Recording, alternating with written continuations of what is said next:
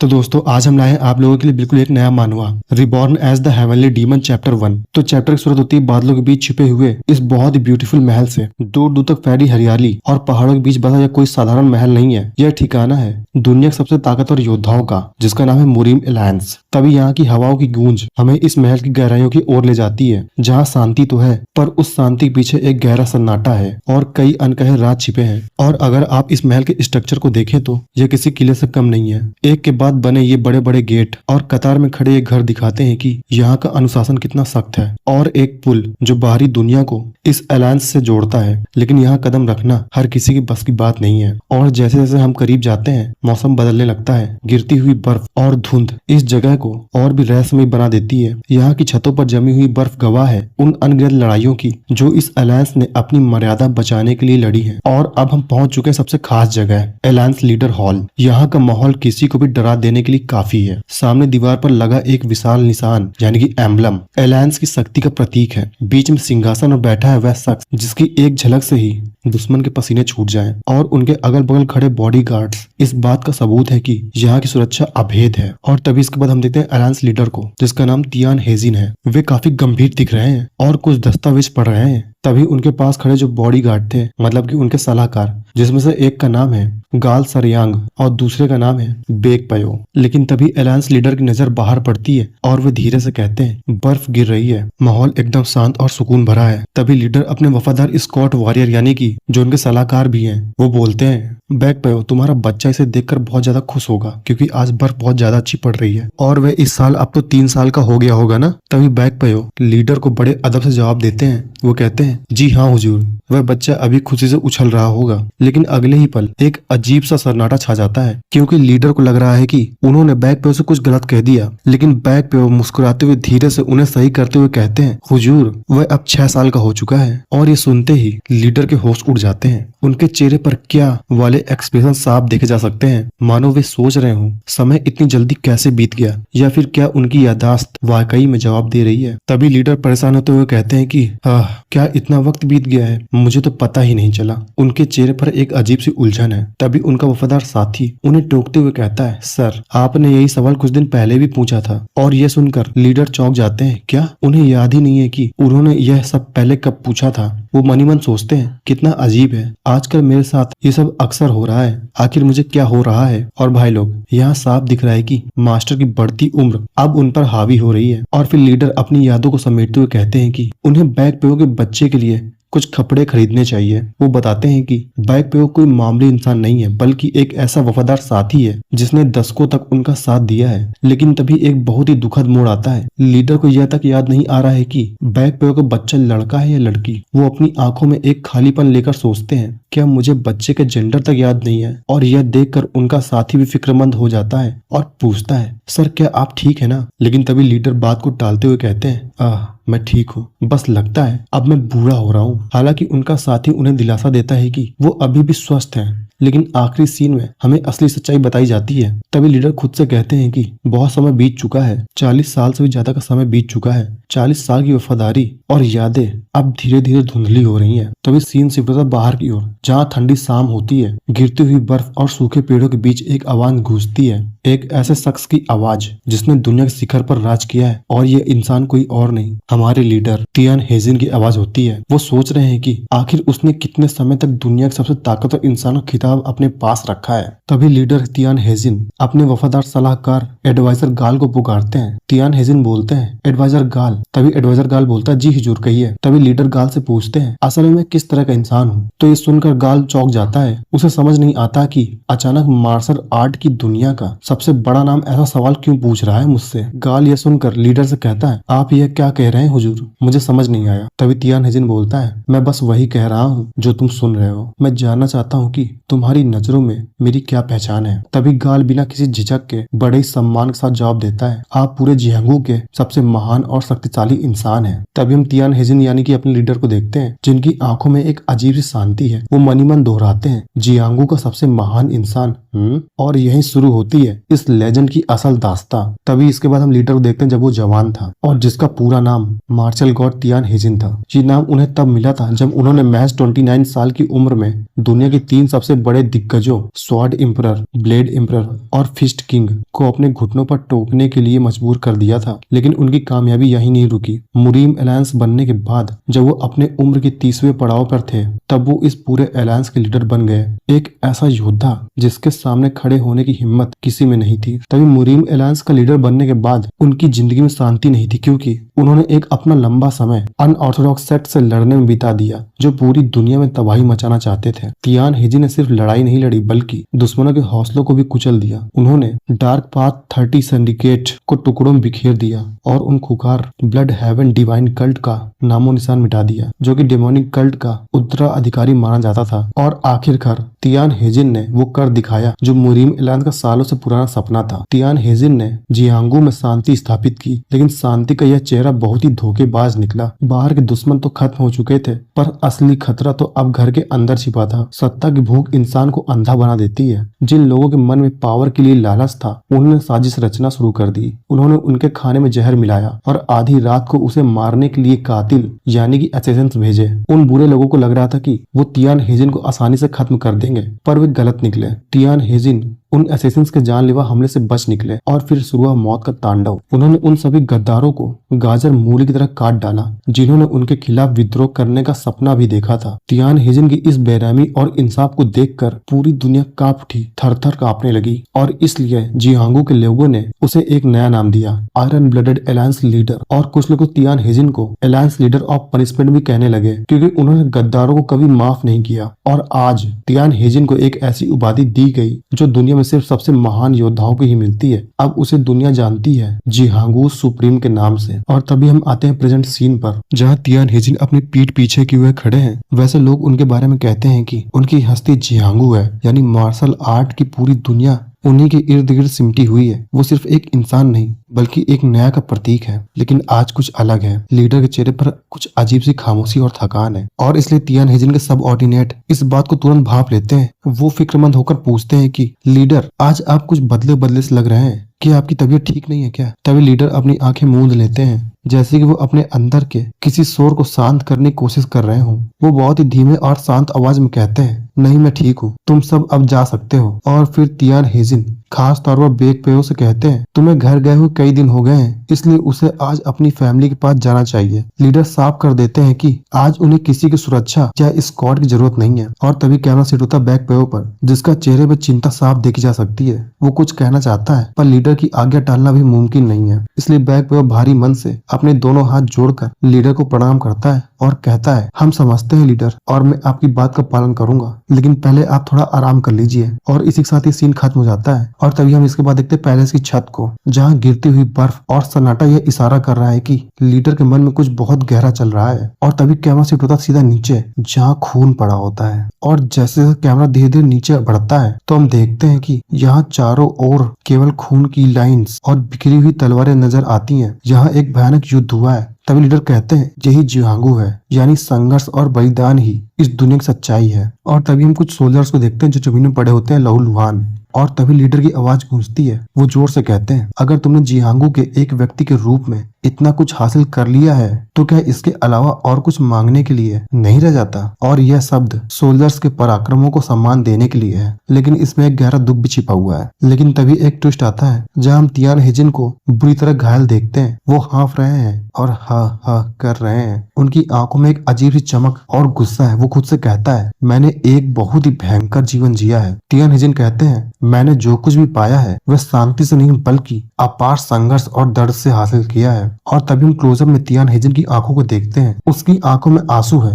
लेकिन चेहरा पत्थर जैसा सख्त है। तियान हेजिन अपनी जिंदगी की आखिरी क्षणों में शायद यह सोच रहा है कि क्या यह सब वाकई इसके लायक था। तभी सब ये लीडर सोच ही रहा होता है कि उसकी आंखों के सामने बिजली सी कौन जाती है। लीडर अपने दिल को पकड़ते हुए झुक जाता है। उसे समझ नहीं आ रहा है कि आखिर उसके साथ ये क्या हो रहा है। वह लड़खड़ाता है, उसका पूरा शरीर कांपने लगता है और कहता है, ये सब अचानक क्या हो रहा है? इतना दर्द, इतना गहरा दर्द मुझे क्यों हो रहा है? तियान हेजिन को ऐसा लग रहा है कि उसकी नसों में जैसे लावा बह रहा हो। वह अपनी छाती को कसकर जकड़ लेता है, उसकी सांसें उखड़ने लगती हैं और फिर इसके बाद एक भारी सन्नाटे के साथ वह फर्श पर ढेर हो जाता है। और यार मुझे तो बहुत ज्यादा सैड फील हो रहा है, क्योंकि इस महान योद्धा का अंत इतनी खामोशी से होगा मैंने सोचा नहीं था। लेकिन कहानियां खत्म नहीं होगी, ओके, बल्कि शुरू होती है और स्क्रीन पर टाइटल चमकता है, रिकार्नेटेड हेवनली डीमन, जो कि चाइनीज वाइनीज में लिखा है। यार मुझे नहीं समझ आता और आप लोगों को भी समझ नहीं आएगा। तब इसके बाद हमें अंधेरा दिखाया जाता है और अंधेरा छटने के बाद रोशनी की एक हल्की सी किरण दिखाई देती है। तभी एक लड़का अपनी आंखें खोलता है, लेकिन ना तो वह पुराना शरीर है और ना ही वह जगह है। धुंधली सी छत और एक नया कमरा। और भाई लोग, क्या तुम्हें पता है कि कौन सी जगह है? तब इसके बाद हम देखते हैं एक लड़के को जिसका सर दिखाई नहीं जाता। वो अपने बिस्तर से उठता है और कहता है चारों तरफ जड़ी बूटियों की महक आ रही है, और इसलिए वो सोचता है कि वो किसी मेडिकल रूम में है और खुद से पूछता है क्या मैं बेहोश हो गया था? तभी लड़के को अचानक सुपरवाइजर गाल की याद आती है। लड़के को लगता है कि अगर गाल ने उसे इसे ऐसी हालत में देख लिया तो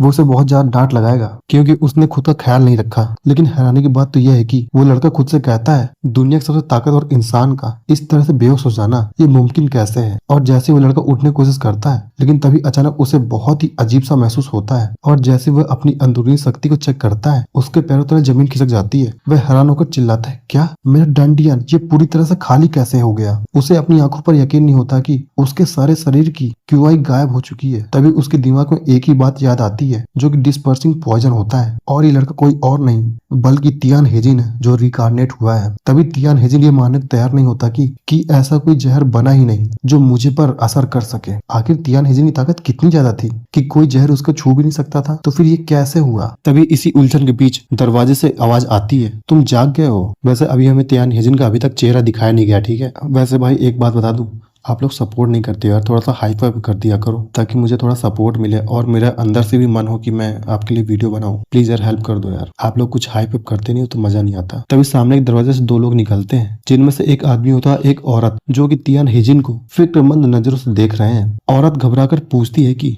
वैसे ही लड़की लग रही है, वो पूछती है कि तभी औरत जैसे तियान हेजिन से बोलती है कि तुम ठीक हो। तो फिर इसके बाद हम तियान हेजिन को देखते हैं, जो कि बहुत ज्यादा मस्त लग रहा होता है। वो हैरान होते हुए पूछता है कि तुम लोग कौन हो? पर रुको, जैसे ही तियान हेजिन ये सब बोलता है तो उसे खुद झटका लगता है। वो सोचने लगता है मेरी आवाज को क्या हुआ, ये इतनी अलग क्यों लग रही है? तभी बेचारा तियान हेजिन अभी अपनी आवाज के सदमे से बाहर निकला ही नहीं था कि सामने खड़ी हुई औरत का पारा 7वें आसमान तक पहुंच जाता है। वो औरत असल में उसकी माँ है, जो कि हैरान होकर पूछती है कि क्या तुमने वाकई अभी मुझसे पूछा कि मैं कौन हूँ? तो हमारा हीरो यानी कि तियान हेजिन, जो अभी भी शायद नींद में है या फिर अपनी याददाश्त खो चुका है, वो बड़े ही आत्मविश्वास से जवाब देता है कि हाँ बिल्कुल बिल्कुल सही कहा तुमने। और भाई ये सुनते ही माता जी का चेहरा देखने लायक होता है। गुस्से के मारे माता जी की नसें फटने लगती हैं और पीछे से हीरो के पिता भागते हुए आते हैं और कहते हैं अरे भगवान रुको, शांत हो जाओ, इसे मत मारो। लेकिन माता जी तो अब रुकने वाली नहीं थी। तभी माता जी चिल्लाकर कहती है कि हमें तो तुमसे माफी मांगनी चाहिए थी, लेकिन तुमने तो अभी क्या कहा, तुम कौन हो? और इसलिए भाई माता अब पूरी तरह से इमोशनल और गुस्से के मिक्सचर में है। वो कहती हैं हाँ प्लीज बताओ मुझे, मैं कौन हूँ? मैं वही इंसान हूँ जिसने पूरी रात बिना एक पल सोए तुम्हारी चिंता में गुजारी है, और तुम मुझसे ही मेरा नाम पूछ रहे हो। और मम्मी जी की डांट सुनकर एमसी बहुत ज्यादा चौंक जाता है और वो बस उन्हें घूर के देखते ही रहता है। और तभी माता जी गुस्से में पागल होकर चिल्लाती है मैं तुम्हारी माँ हूँ, तुम बेवकूफ बदतमीज लड़के चूतिए, तुम अपनी माँ को भूल गए। वहीं बेचारा हीरो यानी कि अपना तियान हेजिन, वो अभी ठीक से होश में भी नहीं आया है और उसकी माँ उसे अनफ्लियल ब्राड बुला रही है, यानी कि कुपूत बुला रही है। कुपूत तो आप जानते हैं ना। वहीं माताजी के हस्बैंड उन्हें संभालने की कोशिश कर रहे हैं और कह रहे हैं भगवान खुद पर काबू रखो, लगता है बेचारा बेहोश होने के बाद अभी भी सदमे में है, बच्चे पर थोड़ा रहम करो। और यहाँ हमारा तियान हेजिन वो पूरी तरह से सुन्न पड़ चुका है, उसे कुछ समझ नहीं आ रहा है कि आखिर ये लोग हैं कौन और ये किस बारे में बात कर रहे हैं। तभी माताजी गुस्से में चिल्लाती हैं आखिर तुम बेवकूफ ये सब क्या बोल रहे हो, बकलोल हो क्या बिल्कुल से, तुम्हें हम दोनों याद नहीं है, इससे अच्छा कि तुम मर जाते। वहीं तियान हेजिन मन ही मन सोच रहा होता है कि क्या ये कोई सपना है? वो सोचता है हाँ पक्का ये कोई बुरा सपना ही होगा, और वैसे भी ऐसी बेकार बातें भला मुझसे कौन ही कर सकता था। लेकिन असली ट्विस्ट तो अब आता है। तभी जैसे ही तियान हेजिन उठकर आईने के सामने खड़ा होता है, उसके पैरों तले जमीन ही खिसक जाती है। आईने में दिखने वाला चेहरा उसका नहीं है। वो खुद को छूकर देखता है और हैरानी चिल्लाता है ये मैं हूँ। अपनी नई शक्ल देखकर तियान हेजिन अपनी हंसी नहीं रोक पाता। तियान हेजिन को यकीन ही नहीं होता कि ये सब सच हो रहा है। वो खुद को दिलासा देता है कि मुझे पता था कि ये बस एक सपना है। लेकिन दोस्तों सपना इतना भी असली कैसे हो सकता है, क्योंकि तियान हेजिन को अभी भी अपने सिर के पीछे का दर्द महसूस हो रहा है। और भाई लोग क्या ये वाकई में कोई सपना है या फिर हमारा हीरो की किस्मत रातों रात बदल गई है। तभी कैमरा शिफ्ट होता है तियान हेजिन के माता पिता की तरफ, जो कि बड़ी ही अफरा तफरी में होते हैं। लेकिन तभी अचानक तियान हेजिन जमीन में बेहोश होकर गिर पड़ता है और उसके माता पिता चिल्लाने लगते हैं, दुआन क्या हुआ इसे। हर तरफ बस खलबली मच जाती है। और तभी इसके बाद हम ढलते हुए सूरज को देखते हैं और फिर इसके बाद सुबह भी हो जाती है। हम देखते हैं कि एक शांत कमरा, हमारा हीरो तियान हेजिन बिस्तर पर बैठा है, लेकिन वो पूरी तरह से उलझन में है। उसे लग रहा था कि यह सब एक सपना है। तियान हेजिन मन ही मन बोलता है, मुझे लगा था कि जब मेरी आंखें खुलेंगी तो मैं एलायंस लीडर बन चुका होऊंगा, लेकिन ये क्या, ये कोई सपना नहीं लग रहा है, ये तो सब सच लग रहा है मुझे। तभी तियान हेजिन को समझ आता है कि सपना कितना भी गहरा क्यों ना हो, हकीकत और ख्वाब का फर्क तो पता ही चल जाता है। तभी तियान हेजिन अपने शरीर की जांच करता है, क्योंकि उसे लग रहा था कि क्यूआई डेविएशन, असंतुलन हो गई उसके शरीर में। तभी उसे फील होता है नहीं, शरीर तो बिल्कुल ठीक है। लेकिन आखिरकार तियान हेजिन आईने के सामने खड़ा होता है और जो देखता है उससे उसके होश उड़ जाते हैं। वो कहता है खुद से, मैंने अपनी 70 साल की जिंदगी में बहुत सी अजीब चीजें देखी हैं, लेकिन क्या ये एक वाकई रिकारनेशन है। क्योंकि तियान हेजिन का चेहरा बदल चुका है, उसकी उम्र कम हो गई है और उसकी पूरी दुनिया ही पलट गई है। तियान हेजिन खुद से कहता है अब आगे क्या होगा। लेकिन तभी तियान हेजिन को अचानक शौक लगता है। वो अचानक अपनी उलझन से निकलता है और कहता है, मुझे आज भी सब कुछ याद है जब मैं तियान हेजिन था, यानी हमारा हीरो किसी और की यादें लेकर इस शरीर में पैदा हुआ है। लेकिन तभी अचानक खटखट होता है और दरवाजा खुलता है और सामने से एक बुजुर्ग आदमी चाय की ट्रे लेकर अंदर आता है। लेकिन उसके चेहरे पर ममता नहीं बल्कि नफरत और गुस्सा है। वो सीधे हमारे हीरो से कहता है, यानी कि तियान हेजिन से,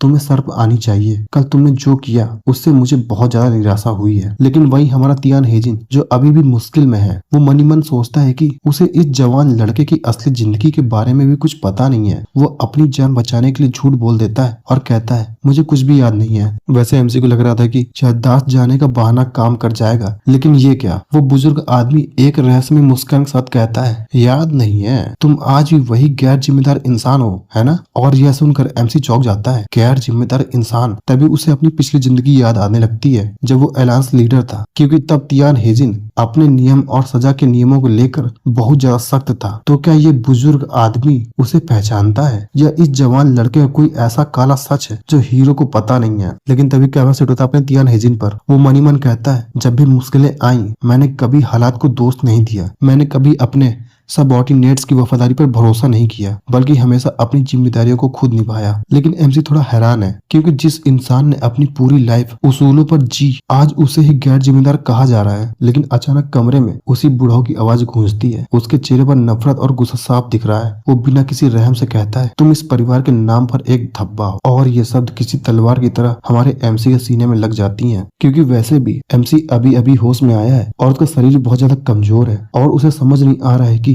आखिर इस लड़के ने ऐसा क्या किया है कि उसे अपनों से ही इतनी नफरत मिल रही है। और तभी जैसे ही वो बुढ़ाऊ दरवाजा पटक कर बाहर जाता है, चारों तरफ सन्नाटा छा जाता है। तभी उस बुढ़ाऊ के जाने के बाद एमसी को बहुत ज्यादा थकान महसूस होती है। वो सोचता है, जैसे ही इस लड़के की आंखें खुली, इसे ऐसा बर्ताव क्यों मिल रहा है, आखिर क्या राज छिपा है इसकी पिछली जिंदगी में। क्योंकि तियान हेजिन अभी अभी तो इस लड़के के शरीर में आया है और उसे सब लोग इतना बुरा भला कह रहे हैं, और इसलिए तियान हेजिन इस लौंडे की जिंदगी के बारे में पता करना चाहता है। तभी एमसी लंबी आह भरने के बाद वो बस इतना कहता है कि कितने थका देने वाला है ये सब। वैसे दोस्तों ये तो बस शुरुआत है, और क्या हमारा हीरो इस धब्बे वाले अटैक को हटा पाएगा या फिर कुछ और ही मामला है, और इसलिए तुमको आगे देखना पड़ेगा, ठीक है। लेकिन तभी अचानक एक लड़का कमरे में आता है और हमारे यंग मास्टर को जगाते हुए कहता है, ओ तो आप जग गए। लेकिन प्यार से नहीं बल्कि ताने के साथ वो कहता है कि मैंने पहले ही कहा था कि तुम कभी नहीं जीत सकते, भले ही सामने कोई औरत ही क्यों ना हो। और भाई लोग अब यहाँ आता है असली मजा। हमारा एमसी बड़े ही मासूम चेहरे के साथ पूछता है, अब तुम कौन हो भाई। तभी उस नौकर को लग रहा होता है कि मास्टर फिर से कोई नया खेल खेल रहे हैं। वो कहता है, मैंने सुना है कि आप ऐसी एक्टिंग कर रहे हैं जैसे आपकी याददाश्त चली गई हो, पर सच तो यह है कि आप अभी भी अपनी घटिया चालें यूज कर रहे हैं। नौकर एमसी को याद दिलाता है कि अगर उसने उस दिन स्थिति को सही से समझा होता तो आज ये दिन नहीं देखना पड़ता। पर फिर अचानक वो रुक जाता है और कहता है, नहीं छोड़ो, आप तो मासूम हो, लेकिन असली बेइज्जती तो अब होने वाली है। वो नौकर अपने यंग मास्टर यानी कि एमसी को सलाह देता है कि इस मौके का फायदा उठाओ और अब कम से कम सीरियस होकर मार्शल आर्ट की प्रैक्टिस करो, ठीक है। और भाई वो नौकर आखिर में एक ऐसी बात बोलता है जो किसी भी मर्द को चुभ जाए। वो कहता है एक औरत के हाथों से अपनी धुलाई करवाना क्या ये सब कुछ बहुत ज्यादा नहीं हो गया? और भाई लोग अब ये सवाल आता है कि वो औरत कौन थी जिसने अपने एमसी को पीटा था, यानी कि अपना यंग मास्टर, क्योंकि उस औरत ने एमसी की हालत कुछ ज्यादा ही खराब कर दी थी। और क्या वाकई इसकी याददाश्त गई है या ये कोई बड़ा प्लान कर रहा है? तभी नौकर चिल्लाकर बोलता है, शायद ये इसका दोस्त भी हो सकता है, मुझे पता नहीं अभी। वो लड़का बोलता है अब ये मजाक बंद करो और कोई नाटक मत करो कि तुम मुझे नहीं पहचानते। लेकिन वही एमसी अभी बड़ा कंफ्यूज है और कहता है कि मैं सच कह रहा हूँ, मुझे कुछ भी याद नहीं है। लेकिन गुआंग ताऊ यानी कि उस नौकर को अभी भी यही लग रहा होता है कि शायद उसका यंग मास्टर कोई खेल कर रहा है। लेकिन भाई यहाँ मामला तो काफी गंभीर है। लेकिन एमसी बार बार गुआंग ताऊ को यकीन दिलाने की कोशिश करता है कि उसकी याददाश्त वाकई गायब हो चुकी है। लेकिन तभी गुआंग ताऊ एक मास्टर प्लान बनाता है। वो पूछता है अच्छा क्या तुम पैसे याद है जो मैंने तुम्हें उधार दिए थे? वही बेचारा एमसी वो बोलता है कितने? तो गुआंग ताऊ बोलता है कि 2 टेल्स। और तभी ये सुनकर जैसे ही एमसी अपनी जेब चेक करता है तो बिना किसी बहस के पैसे निकाल कर दे देता है। और यह देखकर तो गुआंग ताऊ हैरान रह जाता है। वो सोचता है ओ भाई, इसने बिना चिक चिक किए पैसे दे दिए, इसका मतलब इसकी याददाश्त सच में चली गई है, वरना ये लौंडा एक ढेला न देता। लेकिन तभी अचानक एमसी गुआंग ताऊ से कहता है कि तुम्हें अचानक मेरी बातों पर यकीन क्यों होने लगा है? लेकिन तभी गुआंग ताऊ बिना किसी झिझक के सीधा कहता है कि क्योंकि तुम वो इंसान हो जो उधार लिया हुआ पैसा कभी वापस नहीं करता। और भाई ये सुनकर तो एमसी के पैरों तले जमीन खिसक जाती है। वो सोचता है क्या मैं वाकई में इतना बुरा हूँ? वहीं बेचारा एमसी बड़ा ही मायूस होकर सोचता है कि आखिर इस लड़के ने ऐसी क्या जिंदगी जी है कि हर कोई उसे एक नालायक की तरह ट्रीट कर रहा है। एमसी हिम्मत जुटाकर गुआंग ताऊ से पूछता है कि चलो शुरू से बताओ, आखिर मैंने किया क्या क्या है? तभी गुआंग ताऊ लंबी सांस लेता है जैसे कि उसके पास गलतियों की पूरी लिस्ट हो। वो कहता है चलो फिर मैं तुम्हारा सबसे ताजा कांड तुम्हें सुनाता हूँ कि तुम्हें चोट कैसे लगी। और भाई लोग गुआंग ताऊ अब खुलासा करता है कि जिसे सुनकर आपकी हंसी नहीं रुक पाएगी। गुआंग ताऊ बताता है कि सबसे पहले तुम लेडी सॉन्ग हॉलिन से मिलने गए, वहाँ उन्होंने तुम्हें रिजेक्ट कर दिया। रिजेक्शन झेलने के बजाय तुमने उससे बदतमीजी की और उसके हाथों से बुरी तरह पिट गए। और तो और इस गम में तुमने इतनी शराब पी कि तुम सीधे एक तालाब में जा गिरे, तभी तुम्हारे सिर में एक चोट आ गई। लेकिन भाई लोग कहानी ट्विस्ट तो अब आता है, क्योंकि जब एमसी गुआंग ताऊ से पूछता है कि आखिर लेडी सॉन्ग है कौन, तो यह सुनकर गुआंग ताऊ भी दंग रह जाता है। वो सोचता है भाई ने कांड भी किया, मार भी खाई और अब उसे वो लड़की याद तक नहीं है। वहीं एमसी बेचारा मासूमियत में अपना सर हाँ में हिला देता है। और तभी इसके बाद गुआंग ताऊ उस लड़की सॉन्ग हॉलिन के बारे में बताता है कि वो सोंग फैमिली की सक्सेसर है और उस लड़की के बारे में कहा जाता है कि वो पूरे सैंगडोंग में सबसे खूबसूरत लड़की है। पर रुकिए, वो सिर्फ सुंदर ही नहीं बल्कि दिमागी तौर से भी बहुत ज्यादा तेज है और उस लड़की का फिगर भी बहुत ज्यादा अच्छा है। आसान शब्दों में बताऊं तो वो लड़की बिल्कुल एकदम परफेक्ट है। लेकिन जैसे कि हम जानते हैं कि हर किसी की एक कमजोरी होती ही है, जहाँ भी बताया जाता है कि सॉन्ग हॉलिन में सब कुछ परफेक्ट होने के बावजूद उसकी फैटल फ्लॉ यानी कि ऐसी जानलेवा कमजोरी है जो उसकी पूरी शख्सियत पर भारी पड़ जाती है। हमारा एमसी जो काफी हैरान होकर सुन रहा है और पूछता है एक जानलेवा कमजोरी आखिर वो क्या है? तो गुआंग ताऊ बताता है कि उस लड़की की कमजोरी ये है कि तुम उसके मंगेतर हो यानी कि फियांसे हो। और ये सुनकर हीरो के तो चेहरे में एक्सप्रेशन तो देखने लायक है। तभी गुआंग ताऊ कहता है कि बेचारी सॉन्ग हॉलिन की किस्मत ही खराब है कि उसे तुम्हारे जैसा पति मिलने वाला है। यानी उस लड़की की इकलौती कमजोरी उसकी ये अरेंज मैरिज है जो उसकी पूरी लाइफ को मानो बर्बाद करने वाली है। और भाई लोग एमसी तो ये सुनकर एकदम सन्न रह जाता है। उसे यकीन नहीं होता कि उसकी मौजूदगी ही किसी के लिए कमजोरी बताई जा रही है। वो उदास होकर पूछता है कि क्या मैंने तुम्हें कभी मारा है या मैंने कुछ ऐसा किया है? तो गुआंग ताऊ उसे जवाब देता है कि नहीं नहीं, तुम ऐसा क्यों पूछ रहे हो? असल में यह मजाक तो एमसी की काबिलियत और उसकी मौजूदा हालात पर उड़ा जा रहा है। तभी एमसी गुआंग ताऊ से बोलता है कि तुम्हारी ये बात सुनकर मेरे हाथ में खुजली होने लगी है। और तभी जैसे ही एमसी अचानक गुआंग ताऊ पर थप्पड़ रसीदने वाला होता है तो गुआंग ताऊ भी कम नहीं था। वो हंसते हुए कहता है कि मालिक, हमारा रिश्ता तो अरेंज मैरिज से भी ज्यादा मजबूत है। लेकिन भाई लोग मजाक के पीछे एक कड़वा सच छुपा हुआ है। एमसी घर वाले उसे खानदाना कलंक मानते हैं। फ्लैशबैक में हमें उसकी असलियत पता चलती है। ये भाई साहब सिर्फ नाम के यंग मास्टर हैं, किसी विलन से कम नहीं थे। गुआंग ताऊ एक एक करके एमसी की पोल खोलना शुरू करता है। पहला पोल तो यह है कि जुए में खानदान की दौलत लुटाना, दूसरा एक नचनिया के प्यार में पड़कर पैसे बर्बाद करना, तीसरा शराब पीना, सड़कों पर दंगे करना और मार्शल आर्ट की प्रैक्टिस से भागना। और इसके बाद तुम तो घर छोड़कर भाग गए थे क्योंकि तुम्हें जियांगो की दुनिया में अपना नाम बनाना था, वो भी बिना मेहनत किए। और भाई अब हद तो ये हो गई कि जब गुआंग ताऊ मनी मन सोचता है कि ऐसे इंसान को तो उसकी माँ ने सिर्फ एक थप्पड़ मारा, अगर मैं उसकी जगह होता तो इसे पीट पीट कर अधमरा कर देता। वहीं एमसी को यह सुनकर बड़ी ज्यादा शर्मिंदगी महसूस हो रही है। उसे अपनी पिछली जिंदगी की गंदगी अब साफ नजर आ रही है। वो बस इतना ही बोल पाता है, बस बहुत हुआ, अब मुझे नहीं सुनना। तभी माहौल गंभीर हो जाता है। एमसी गुआंग ताऊ की आंखों में आंखें डालकर पूछता है, गुआंग ताऊ सच बताओ, तुम्हारी नजर में मैं असल में कैसा इंसान हूँ। तो गुआंग ताऊ हकलाते हुए पूछता है कि क्या मैं वाकई सच बोल सकता हूँ? तो एमसी बोलता है, ऑफ कोर्स टेल मी, मुझे बताओ मैं कैसा इंसान हूँ। तो ये सुनने के बाद गुआंग ताऊ मन ही मन सोचता है कि अब तो सच में सच बोलना पड़ेगा, क्योंकि ये मेरा आखिरी मौका है। और तभी आवाज गूंज जाती है, और आवाज पता क्या थी? तुम एक कचरा इंसान हो। ये एक ऐसा ताना था जो किसी के भी हौसले तोड़ दे। एमसी ये सुनकर चुपचाप बैठ जाता है, क्योंकि कमरे में हर जगह यू आर ट्रेस सुनाई दे रहा था। एमसी को कचरा कहा गया और वह बस सुनता ही रहा, क्योंकि वो कुछ कर भी नहीं सकता यार, क्योंकि वो सच में कचरा है। लेकिन तभी अचानक एमसी को बैग पे अपने पीछे नजर आता है, और बैग पे बोलता है, यू आर ए जियांगू इटसेल्फ, यानी कि तुम खुद एक जियांगू हो। और भाई लोग, यहाँ जियांगू का मतलब ये है कि मार्शल आर्ट की दुनिया का वो शिखर जहाँ सिर्फ सबसे ताकतवर लोग ही पहुंचते हैं, उसे बोलते हैं जियांगू। वैसे अपमान और सम्मान के बीच की इस जंग ने एमसी को अंदर से कुछ बदल दिया है। वो ठंडी सांस लेता है और खुद से कहता है कि लगता है मैं सच में मरकर दोबारा जिंदा हुआ हूँ। और तभी अगले ही पल कैमरा एमसी की आंखों पर जूम किया जाता है, क्योंकि एमसी की आंखों में एक नई चमक और अजीब सी मुस्कुराहट दिखाई देती है। और ये मुस्कान कोई नॉर्मल मुस्कान नहीं है, यह उस इंसान की मुस्कान है जिसने अपनी कमजोरी को गले लगा लिया है, और वह अब पूरी दुनिया को पलटने के लिए तैयार है। उसकी आंखों में अब डर नहीं, बल्कि एक नया मकसद है। तो क्या एमसी यानी कि तियान हेजिन इस लड़के की जिंदगी बदल पाएगा, या फिर इसे एक अच्छा नाम दे पाएगा, या फिर ये लड़का ही तियान हेजिन को बर्बाद कर देगा? और इसलिए ये जानने के लिए बने रहिए। मिलते हैं अगले वीडियो में, और इसलिए वीडियो को लाइक और चैनल को सब्सक्राइब कर दीजिए, ताकि आगे जो हो वो आपको पता चल सके। मिलते हैं अगले वीडियो में, तब तक के लिए बाय बाय। तो चैप्टर 2 की शुरुआत में हम अपने मेन कैरेक्टर को देखते हैं। वो बताता है कि उसका नया नाम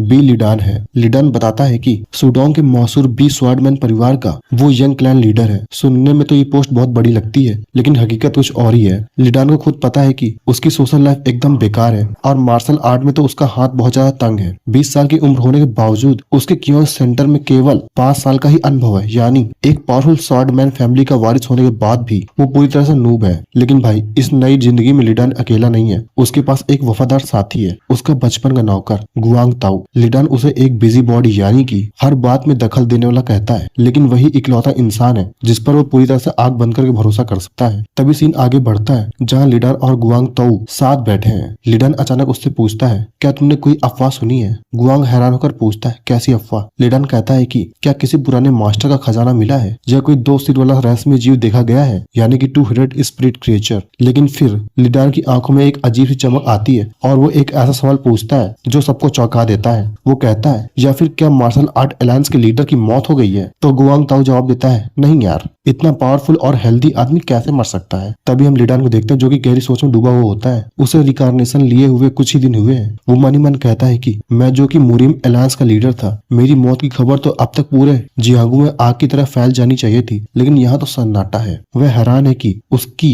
मौत को जानबूझकर छुपाया जा रहा है। क्या अलायंस को डर है कि लीडर की मौत की खबर से पूरी मार्शल आर्ट की दुनिया में तहलका मच जाएगा, या फिर इसके पीछे कोई बहुत बड़ी साजिश है? तभी गुआंग तो बातों ही बातों में एक अजीब सी बात बताता है। वो कहता है, यंग मास्टर, आपके बारे में एक बहुत सी अजीब सी अफवाह उठ रही है। तभी लिडान चौंककर पूछता है, कैसी अफवाह? गुआंग ताऊ थोड़ा हिचकिचाते हुए कहता है, लोग कह रहे हैं कि मिस सोंग से बुरी तरह पिटने के बाद आपका मानसिक संतुलन पूरी तरह से बिगड़ गया है, यानी कि आप पागल हो गए हो। और यह सुनकर लिडान के तो होश ही उड़ जाते हैं। वो शर्मिंदगी के मारे पानी पानी हो जाता है, क्योंकि जिस शरीर में उसने जन्म लिया है उसकी इज्जत का तो कचरा हो चुका है। लिडान खुद से पूछता है, क्या वो मिस सोंग इतनी ज्यादा खूबसूरत है कि उसे देखने के चक्कर में अपना दिमाग खो बैठा और वहां जाकर पिट गया? तभी गुआंग ताऊ हंसते हुए कहता है, बिल्कुल, उसे ईस्ट की सबसे बड़ी सुंदरी कहा जाता है। लोग उसकी एक झलक पाने के लिए लंबी कतारों में खड़े रहते हैं। तभी लिडान कहता है, मुझे तो कुछ भी याद नहीं है। तभी लिडान अपनी पास्ट की जिंदगी के बारे में बताता है। वो कहता है कि मैंने अपनी पास्ट की लाइफ में बहुत सारी लेडीज को डेट किया है, जो कि सेंट्रल प्लेन की 4 सबसे ब्यूटीफुल लड़कियां थी, और उनमें से एक तो वर्ल्ड की सबसे ज्यादा खूबसूरत लड़की थी, जो कि बहुत ज्यादा सुंदर थी। लेकिन मैंने अपना प्यार उन सबके सामने जाहिर नहीं किया, क्योंकि बचपन में मैंने खुद को इतना ट्रेन किया कि मैं मास्टर बन चुका था, और इसलिए कोई भी लड़की मुझे नॉर्मल इंसान की तरह ट्रीट नहीं करती थी। वो बस मुझे क्लैन लीडर तियान हेजिन की नजरों से ट्रीट करती थी, और इसलिए सिर्फ मैं अपनी तलवार से ही प्यार करता था। लेकिन तभी गुआंग तो लिडान की थिंकिंग को रोकते हुए कहता है कि मिस सॉन्ग इतनी सुंदर है कि भले ही आपको मार खानी पड़े, लेकिन फिर भी आप मिस सॉन्ग से ही मिलने की जिद करेंगे, क्योंकि मैं आपकी रग रग से वाकिफ हूँ। तो इसलिए लिडान मुस्कुराते हुए बोलता है, भूल जाओ सब पुरानी बातें। तो गुआंगताओ बोलता है क्या भूल जाऊं? तो लिडान बोलता है भूल जाओ मिस सॉन्ग को, चाहे वो सेडोंग की सबसे बड़ी सुंदरी ही क्यों ना हो या कुछ और भी, तुम बस मेरे लिए एक तलवार लेकर आओ, ठीक है? तभी गुआंगताओ बोलता है तुम्हें अचानक एक स्वॉर्ड की जरूरत क्यों पड़ रही है? तो लिडान गुआंगताओ से बोलता है कि तुम ये बेकार सवाल मुझसे क्यों पूछ रहे हो? क्या किसी मार्शल आर्टिस्ट को तलवार ढूंढने के लिए भी किसी वजह की जरूरत होती है? और लिडान का ये सवाल सुनकर चारों तरफ एक सन्नाटा छा जाता है। तभी गुआंगताओ बोलता है लिडान से लगता है तुम वाकई में अपनी याददाश्त खो चुके हो। पर इस पर लिडान धीरे से जवाब देता है मैं तुम्हें बता तो रहा हूँ मैं वाकई सब कुछ भूल चुका हूँ। लेकिन तभी सीन शिफ्ट होता है और हम देखते हैं कि लिडान ने एक पुरानी तलवार ढूंढ ली है। वो कहता है मैंने इसे काफी देर तक खोजा, ये गोदाम में कहीं पीछे दबी हुई पड़ी थी। जैसे ही वह उस तलवार को अपने हाथों में लेता है माहौल पूरी तरह बदल जाता है। लिडान तलवार को देखते हुए सोचता है कि बहुत लंबे समय बाद आज पहली बार मैंने तलवार पकड़ी है अपने हाथों में। लिडान की आंखों में एक अलग सी गहराई नजर आ रही है। और अब आता है इस पूरे सीन का सबसे खतरनाक डायलॉग। लिडान अपनी तलवार की मूठ पर हाथ रखते हुए कहता है जब से मैं उस ताकत के शिखर पर यानी कि पीक पर पहुंचा हूँ तब से मुझे कोई ऐसा दुश्मन नहीं मिला जिसके लिए मुझे तलवार उठाने की जरूरत भी पड़ी हो। और तभी हम लिडान को देखते हैं जो कि गहरे पछतावे में है, शायद उसे कोई गहरी चोट लगी। वो कहता है कि मैंने अपनी पिछली जिंदगी में जब उसे दुनिया मार्शल गॉड के नाम से जानती थी तब भी वो मेंटल स्वॉर्ड ड्रीम तक नहीं पहुंच पाया था। अब आप सोच रहे होंगे कि ये मेंटल स्वॉर्ड आखिर है क्या? तो मैं आपको बता दूं यह एक ऐसी जादुई अवस्था होती है जहाँ योद्धा अपने दिमाग की शक्ति से एक अदृश्य यानी कि इनविजिबल स्वॉर्ड बना सकता है। एक ऐसी तलवार जिसके बारे में कहा जाता है कि इस दुनिया में ऐसी कोई चीज नहीं बनी जिसे वो काट ना सके। लेकिन अफसोस मार्शल गॉड होने के बावजूद वो इस शक्ति को हासिल नहीं कर पाया था। पर अब पासा पलट चुका है, हमारा लिडन फिर से पैदा हुआ है यानी कि रिकार्नेट हुआ है। अपनी चमकती हुई नीली तलवार को देखते हुए वो ठान लेता है कि इस नई जिंदगी में वो उस रास्ते पर चलेगा जिसे वो पिछली बार पूरा नहीं कर पाया था। वो अब मेंटल स्वॉर्ड की उस पीक पावर को पाकर ही रहेगा। लेकिन तभी सीन बदलता है और हम घबराए हुए गुआंगताओ को देखते हैं। वो डरते हुए पूछता है यंग मास्टर कहीं आप इस तलवार से मिस सॉन्ग से बदला लेने की तो नहीं सोच रहे हैं? प्लीज ऐसा मत कीजिएगा। वही यार हमारा लीडर अपनी पुरानी पावर्स की बातें कर रहा था। वो एकदम हैरान रह जाता है क्या तुम किस बारे में बात कर रहे हो? और तभी लिडान गुआंगताओ की तरफ देखता है। वो उसके चेहरे का डर देखकर समझ जाता है कि गुआंगताओ मजाक नहीं कर रहा है। तभी लिडान गहरी सोच में डूब जाता है और मन ही मन कहता है आखिर इस शरीर का पिछला मालिक किस तरह का इंसान था। लेकिन तभी इसके बाद माहौल बहुत ज्यादा भारी हो जाता है क्योंकि लिडान की माँ जो वहाँ आ गई थी। लिडान की माँ उससे एक सवाल करती है। वो कहती है कि क्या यही असली वजह है? और तभी जैसे ही गुआंगताओ की नजर लिडान की माँ पर पड़ती है तो घबराते हुए कहता है माय लेडी आपका स्वागत है। तभी माताजी अपने बेटे के आंख में देखते हुए पूछती है कि मैं फिर से तुमसे पूछ रही हूँ क्या तुम वाकई में हुआलिन को नुकसान पहुंचाने की कोशिश कर रहे हो? तो लिडान बड़ी शांति जवाब देता है नहीं ऐसी कोई बात नहीं है। लेकिन माँ की नजर उसके हाथ में मौजूद तलवार पर टिकी जाती है। वो पूछती है अगर इरादे नेक है तो हाथ में तलवार क्यों है? और तभी लिडान अपनी माँ को देखकर मन ही मन सोचता है कि मैंने आखिर कितने समय से तलवार नहीं उठाई कि सिर्फ इसे पकड़ने भर से मुझे सब कुछ सुनना पड़ रहा है। तब लिडान एक गहरी आह भरते हुए कहता है अपनी माँ से माँ मैं अब से मार्शल आर्ट की ट्रेनिंग सीरियसली लेने वाला हूँ। और यह सुनकर तो माँ के चेहरे पर एक फीकी मुस्कान आ जाती है। उन्हें लगता है कि उनका बेटा फिर से कोई नया झूठ बोल रहा है। वो कहती है तुम और मार्शल आर्ट? क्योंकि माँ को डर है कि उनका बेटा इस तलवार का इस्तेमाल किसी गलत काम के लिए करने वाला है। वो उसे टोकते हुए कहती है जिस तरह से तुम झूठ बोल रहे हो मुझे यकीन है कि तुम कुछ बहुत बुरा करने की सोच रहे हो। लेकिन तभी लिडान अपनी माँ की बात काटते हुए कहता है माँ। लिडान की आवाज में एक अजीब सी गंभीरता है। वो अपनी तलवार को देखते हुए कहता है मुझे खुद नहीं पता है कि भविष्य में मैं इस तलवार के साथ क्या करूंगा। और ये सुनकर तो माता जी दंग रह जाती है। तभी लिडान अपनी माँ से कहता है कि माँ कम से कम मैं इस तलवार से कभी अपनी मंगेतर को नहीं मारूंगा। और यह बात करते हुए लिडान की आंखों में बहुत ज्यादा चमक आ जाती है। वो आगे कहता है और ना ही मैं अपनी ताकत का इस्तेमाल उन लोगों को परेशान करने के लिए करूंगा जो मुझसे कमजोर हैं। उसकी माँ उसे बस खामोशी से देख रही है। शायद उसे समझ नहीं आ रहा है कि उसका बेटा अचानक इतना बदल कैसे गया। वही माँ के चेहरे से तो पसीना बहने लगता है टप टप। वह हैरान है आखिर उनका बिगड़ा हुआ बेटा आज ऐसी नेक बातें क्यों कर रहा है। लेकिन असली ट्विस्ट तो यहाँ है क्योंकि हमारा हीरो असल में लिडान तो नहीं है जिसे पूरी दुनिया जानती थी। वो अपने पिछले जन्म को याद करता है जहाँ वो मार्शल आर्ट का इतना दीवाना था कि उसने अपनी पूरी जिंदगी मुरीम की हिफाजत और लड़ाइयों में गुजार दी। वो इतना व्यस्त था कि उसने कभी अपना घर तक नहीं बसाया। एमसी खुद से कहता है कि मुझे नहीं पता कि मैं इस लिडान के शरीर में दोबारा जन्म लेकर कैसे आ गया। लेकिन अब जो मैं यहाँ हूँ तो मैं पूरी ईमानदारी से लिडान बनकर ही रहूंगा और इसे जीकर दिखाऊंगा। तब लिडान अपनी माँ की तरफ मुड़ता है और बड़े ही प्यार से कहता है माँ आप फिक्र मत कीजिए अब सब ठीक हो जाएगा। वही माँ तो ये सब सुनकर बहुत ज्यादा हैरान हो जाती है और उनके चेहरे पर चिंता साफ देखी जा सकती है। उनकी खामोशी बहुत कुछ कह रही है। ऐसा लग रहा है जैसे वो किसी बहुत बड़े खतरे या किसी के फैसले का इंतजार कर रही रही हैं। और तभी इसके बाद सीन शिफ्ट होता है कुछ दिन बाद। यहाँ हम अपने लिडान को मेडिटेशन करते हुए देखते हैं। उसकी आंखें बंद हैं, लेकिन उसके चारों ओर एक अजीब सी नीली लाइट महसूस की जा सकती है। वो अपनी अंदर की पावर यानी कि क्यूआई को कंसंट्रेट करने की कोशिश कर रहा है, लेकिन तभी अचानक माहौल बदलने लगता है। उसके शरीर से नीली लपटें निकलने लगती हैं और ये कोई नॉर्मल ट्रेनिंग नहीं है। आप देख सकते हैं कि उसके पेट के पास एनर्जी का एक बहुत पावरफुल बॉन्डर बन रहा है। उसकी मेडिटेशन अब अपने पीक पर पहुंच चुकी है और इसलिए और जैसे जैसे पावर बढ़ने लगती है तो एक बहुत बड़ा विस्फोट हो जाता है और लिडान की पावर चारों तरफ फैल जाती है। उस पावर के एटम्स हवा में फैलने लगते हैं और ये इस बात का सबूत है कि लिडान ने एक नया मुकाम हासिल कर लिया है। तभी लिडान अंत में एक गहरी सांस छोड़ता है।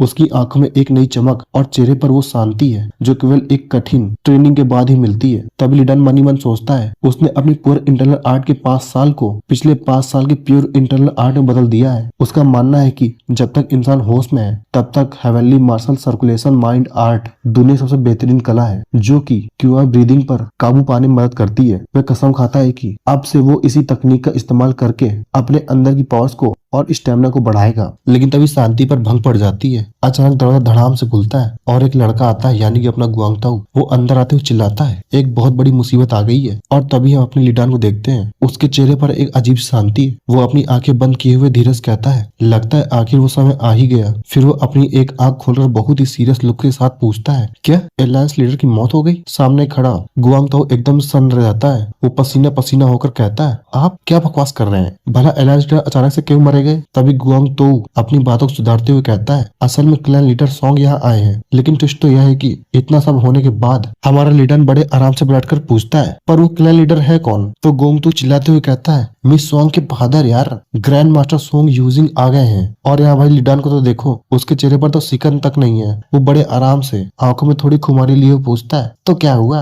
इतना शोर क्यों मचा रहे हो? बस एक आदमी तो है। भाई का एटीट्यूड तो देखो, जैसे इसे किसी का डर ही ना हो। पर असली झटका तो अब लगने वाला है। गुआंग तो अपनी फटी आंखों के साथ कहता है अरे भाई सिर्फ ग्रैंड मास्टर नहीं आए हैं, उसके साथ खुद मिस सॉन्ग भी आई है। और भाई अब तो सीन बदलने वाला है। हम देखते हैं एक लड़की को पीछे से जिसने लाल और पीले रंग के कपड़े पहने।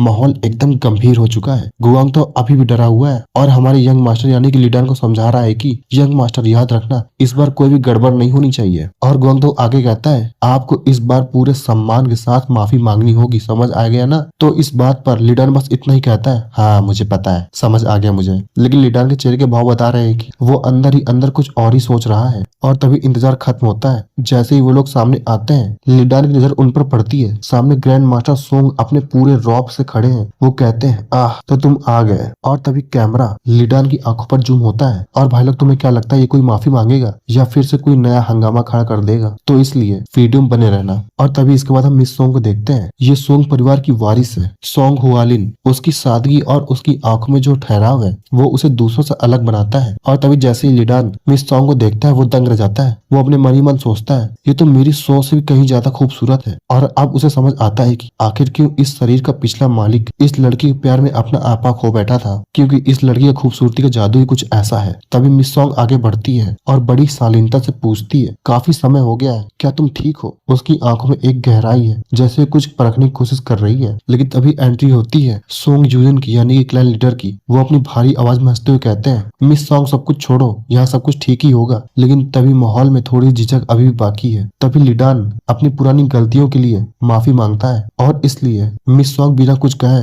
बस हल्के से अपना सिर झुकाती है यानी कि सम्मान प्रकट करती है। उसकी ये खामोशी बहुत कुछ कह रही है। लेकिन तभी लिडान के फादर आते हैं और वो क्लैन लीडर से कहते हैं आप लोग हमें माफ करिएगा, क्योंकि पिछले जो इंसिडेंट हुए हैं उसमें हमारे बेटे की गलती थी और इसलिए मिस सोंग की यहाँ पर कोई भी गलती नहीं है। लेकिन भाई लोग यहाँ मिस सोंग के मन में तो कुछ और ही चल रहा है। वह अपनी शांति बनाए रखती है और कहती है चूंकि हम सब यहाँ साथ हैं तो मुझे एक बहुत जरूरी बात करनी है। और तभी मिस सोंग एक ऐसा बम फोड़ती है जिसकी किसी ने कल्पना भी नहीं की थी। वह बिना डरे कहती है कृपया हमारी इस तय की गई शादी को रद्द कर दीजिए। और जैसे ये शब्द सब लोग सुनते हैं तो सबके कानों में सन्नाटा छा जाता है। सबके चेहरे के भाव देखने लायक है। किसी को भी यकीन नहीं हो रहा है कि एक लड़की इस तरह सरेआम शादी तोड़ने की हिम्मत कैसे कर सकती है। लेकिन तभी लिडान के फादर चिल्लाकर पूछते हैं अचानक ये तुम क्या कह रही हो? लेकिन मिस सोंग की आंखों में कोई डर नहीं है। वह पलटकर एक बहुत ही गहरा सवाल पूछती पूछती है। वो कहती है कि क्या ये एक अरेंज मैरिज नहीं है। मिस सॉन्ग अपनी बात खत्म करते हुए कहती है, मैं जानती हूँ कि मैं बदतमीजी कर रही हूँ, लेकिन मुझे लगता है कि मुझे अपने पति खुद चुनने का पूरा अधिकार है। और भाई लोग, वाह क्या स्वैग है। अब देखना यह है कि क्या मिस सॉन्ग की ये बात मानी जाएगी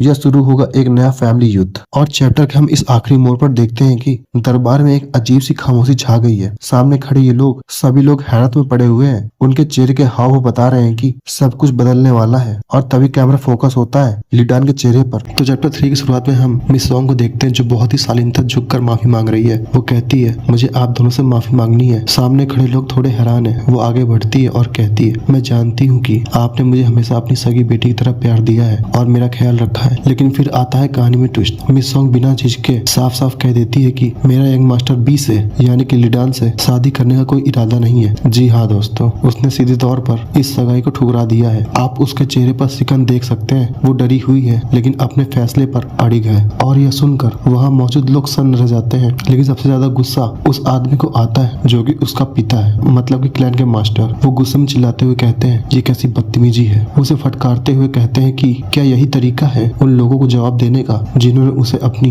बेटी की तरह पाला। क्या वो इतनी आसानी से एक झटके में ये रिश्ता तोड़ देगी। और क्लैन लीडर गुस्सा यही शांत नहीं होता। वो आगे अपनी बेटी से कहते हैं कि तुमने बिना किसी से सलाह किए अपनी मर्जी से इतना बड़ा फैसला कैसे ले लिया। वो इसे सिर्फ सगाई का टूटना नहीं बल्कि अपना और उस परिवार का अपमान समझ रहे हैं। मिस सॉन्ग बस धीमी आवाज में पिताजी कह पाती है, लेकिन उसके पिता की नाराजगी आसमान छू रही है। और तभी हमें पता चलता है कि मिस सॉन्ग के फादर का नाम वुकोंग है। वुकोंग काफी परेशान और दुखी नजर आ रहे हैं। और वुकोंग को देखकर लिडन के फादर उन्हें समझाने की कोशिश करते हैं और कहते हैं, वुकोंग शांत हो जाओ। शायद उसके मन में कुछ और चल रहा होगा, लेकिन वुकोंग के दिल में कड़वाहट है। तभी इधर मिस सॉन्ग धीरे से बुदबुदाती है। फिर भी उसे यकीन नहीं हो रहा है कि चीजें इस मोड़ पर आ गई हैं। लेकिन तभी अचानक कहानी में ट्विस्ट आता है। तभी हमारा लिडान सामने आता है और बिना किसी हिचकिचाहट के कहता है, मैं भी इस सगाई को रद्द करना चाहता हूँ, बिल्कुल वैसे ही जैसे मिस सॉन्ग ने कहा था। और ये सुनते ही वहाँ मौजूद हर शख्स के होश उड़ जाते हैं। सबके चेहरे पर पसीना है और आंखें फटी फटी रह गई हैं। किसी ने सपने में भी नहीं सोचा था कि जो इंसान इस शादी के लिए पागल था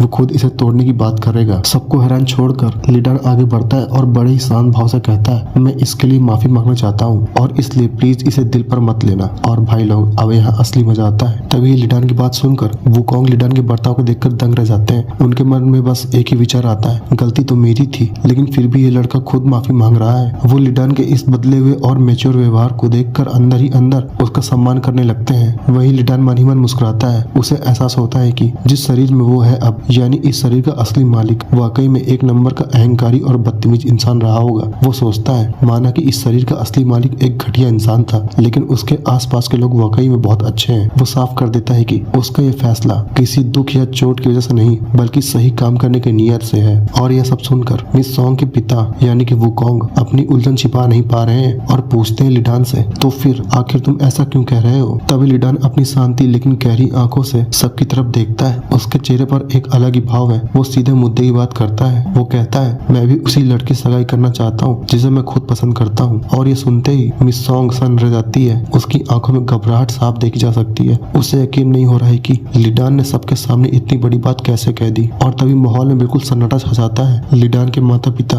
अपनी आंखें बंद कर लेते हैं जैसे कि वो इस स्थिति की गंभीरता को समझ रहे हो। लेकिन आखिरकार लिडान के फादर अपनी आंखें खोलते हैं और एक हल्की सी मुस्कान साथ कहते हैं, ठीक है, अगर तुम दोनों की यही इच्छा है तो हमें यह मंजूर है, चलो ऐसा ही करते हैं। और तभी मुझे लगता है कि मामला सब सुलट गया है, लेकिन तभी असली कहानी ट्विस्ट आता है। तभी वुकोंग गुस्से में चिल्ला उठते हैं और लिडान के फादर से कहते हैं, अब तुम्हें क्या हुआ। नहीं, हम ये सगाई बिल्कुल नहीं तोड़ सकते। तभी लिडान के फादर बात को दोहराते हैं। वो कहते हैं कि मिस सॉन्ग के भविष्य का फैसला करने वाले वे कोई नहीं होते। वो साफ कह देते हैं कि यह हक उनका नहीं है। वहीं खड़े वुकोंग गुस्से में चिल्लाते हैं, मैंने कहा था ना कि हम ऐसा नहीं कर सकते। और फिर वे वहाँ से आज के लिए निकलने का फैसला करते हैं। और जैसे ही वे वहाँ जाने लगते हैं, हम मिस सॉन्ग को देखते हैं। उसके चेहरे पर उदासी और सोच की गहरी लकीरें हैं। वो नीचे की ओर देखते हुए चुपचाप अपने फादर के पीछे चली जा रही है। उसकी खामोशी बता रही है कि उसके मन में बहुत कुछ चल रहा है। लेकिन तभी मिस सॉन्ग अपनी चुप्पी तोड़ती है और सामने खड़े लिडान से पूछती है कि आखिर तुमने अपना इरादा क्यों बदल दिया। तभी लिडान मिस सॉन्ग को हैरान कर देने वाली नजर से देखता है। वह हल्का सा मुस्कुराता है। वो मुस्कुराहट जो शायद उसकी असल मनसा को छुपा रही है। लेकिन जब मिस सॉन्ग जवाब का इंतजार कर रही होती है तो लिडान मजाकिया अंदाज में कहता है, सच कहूँ तो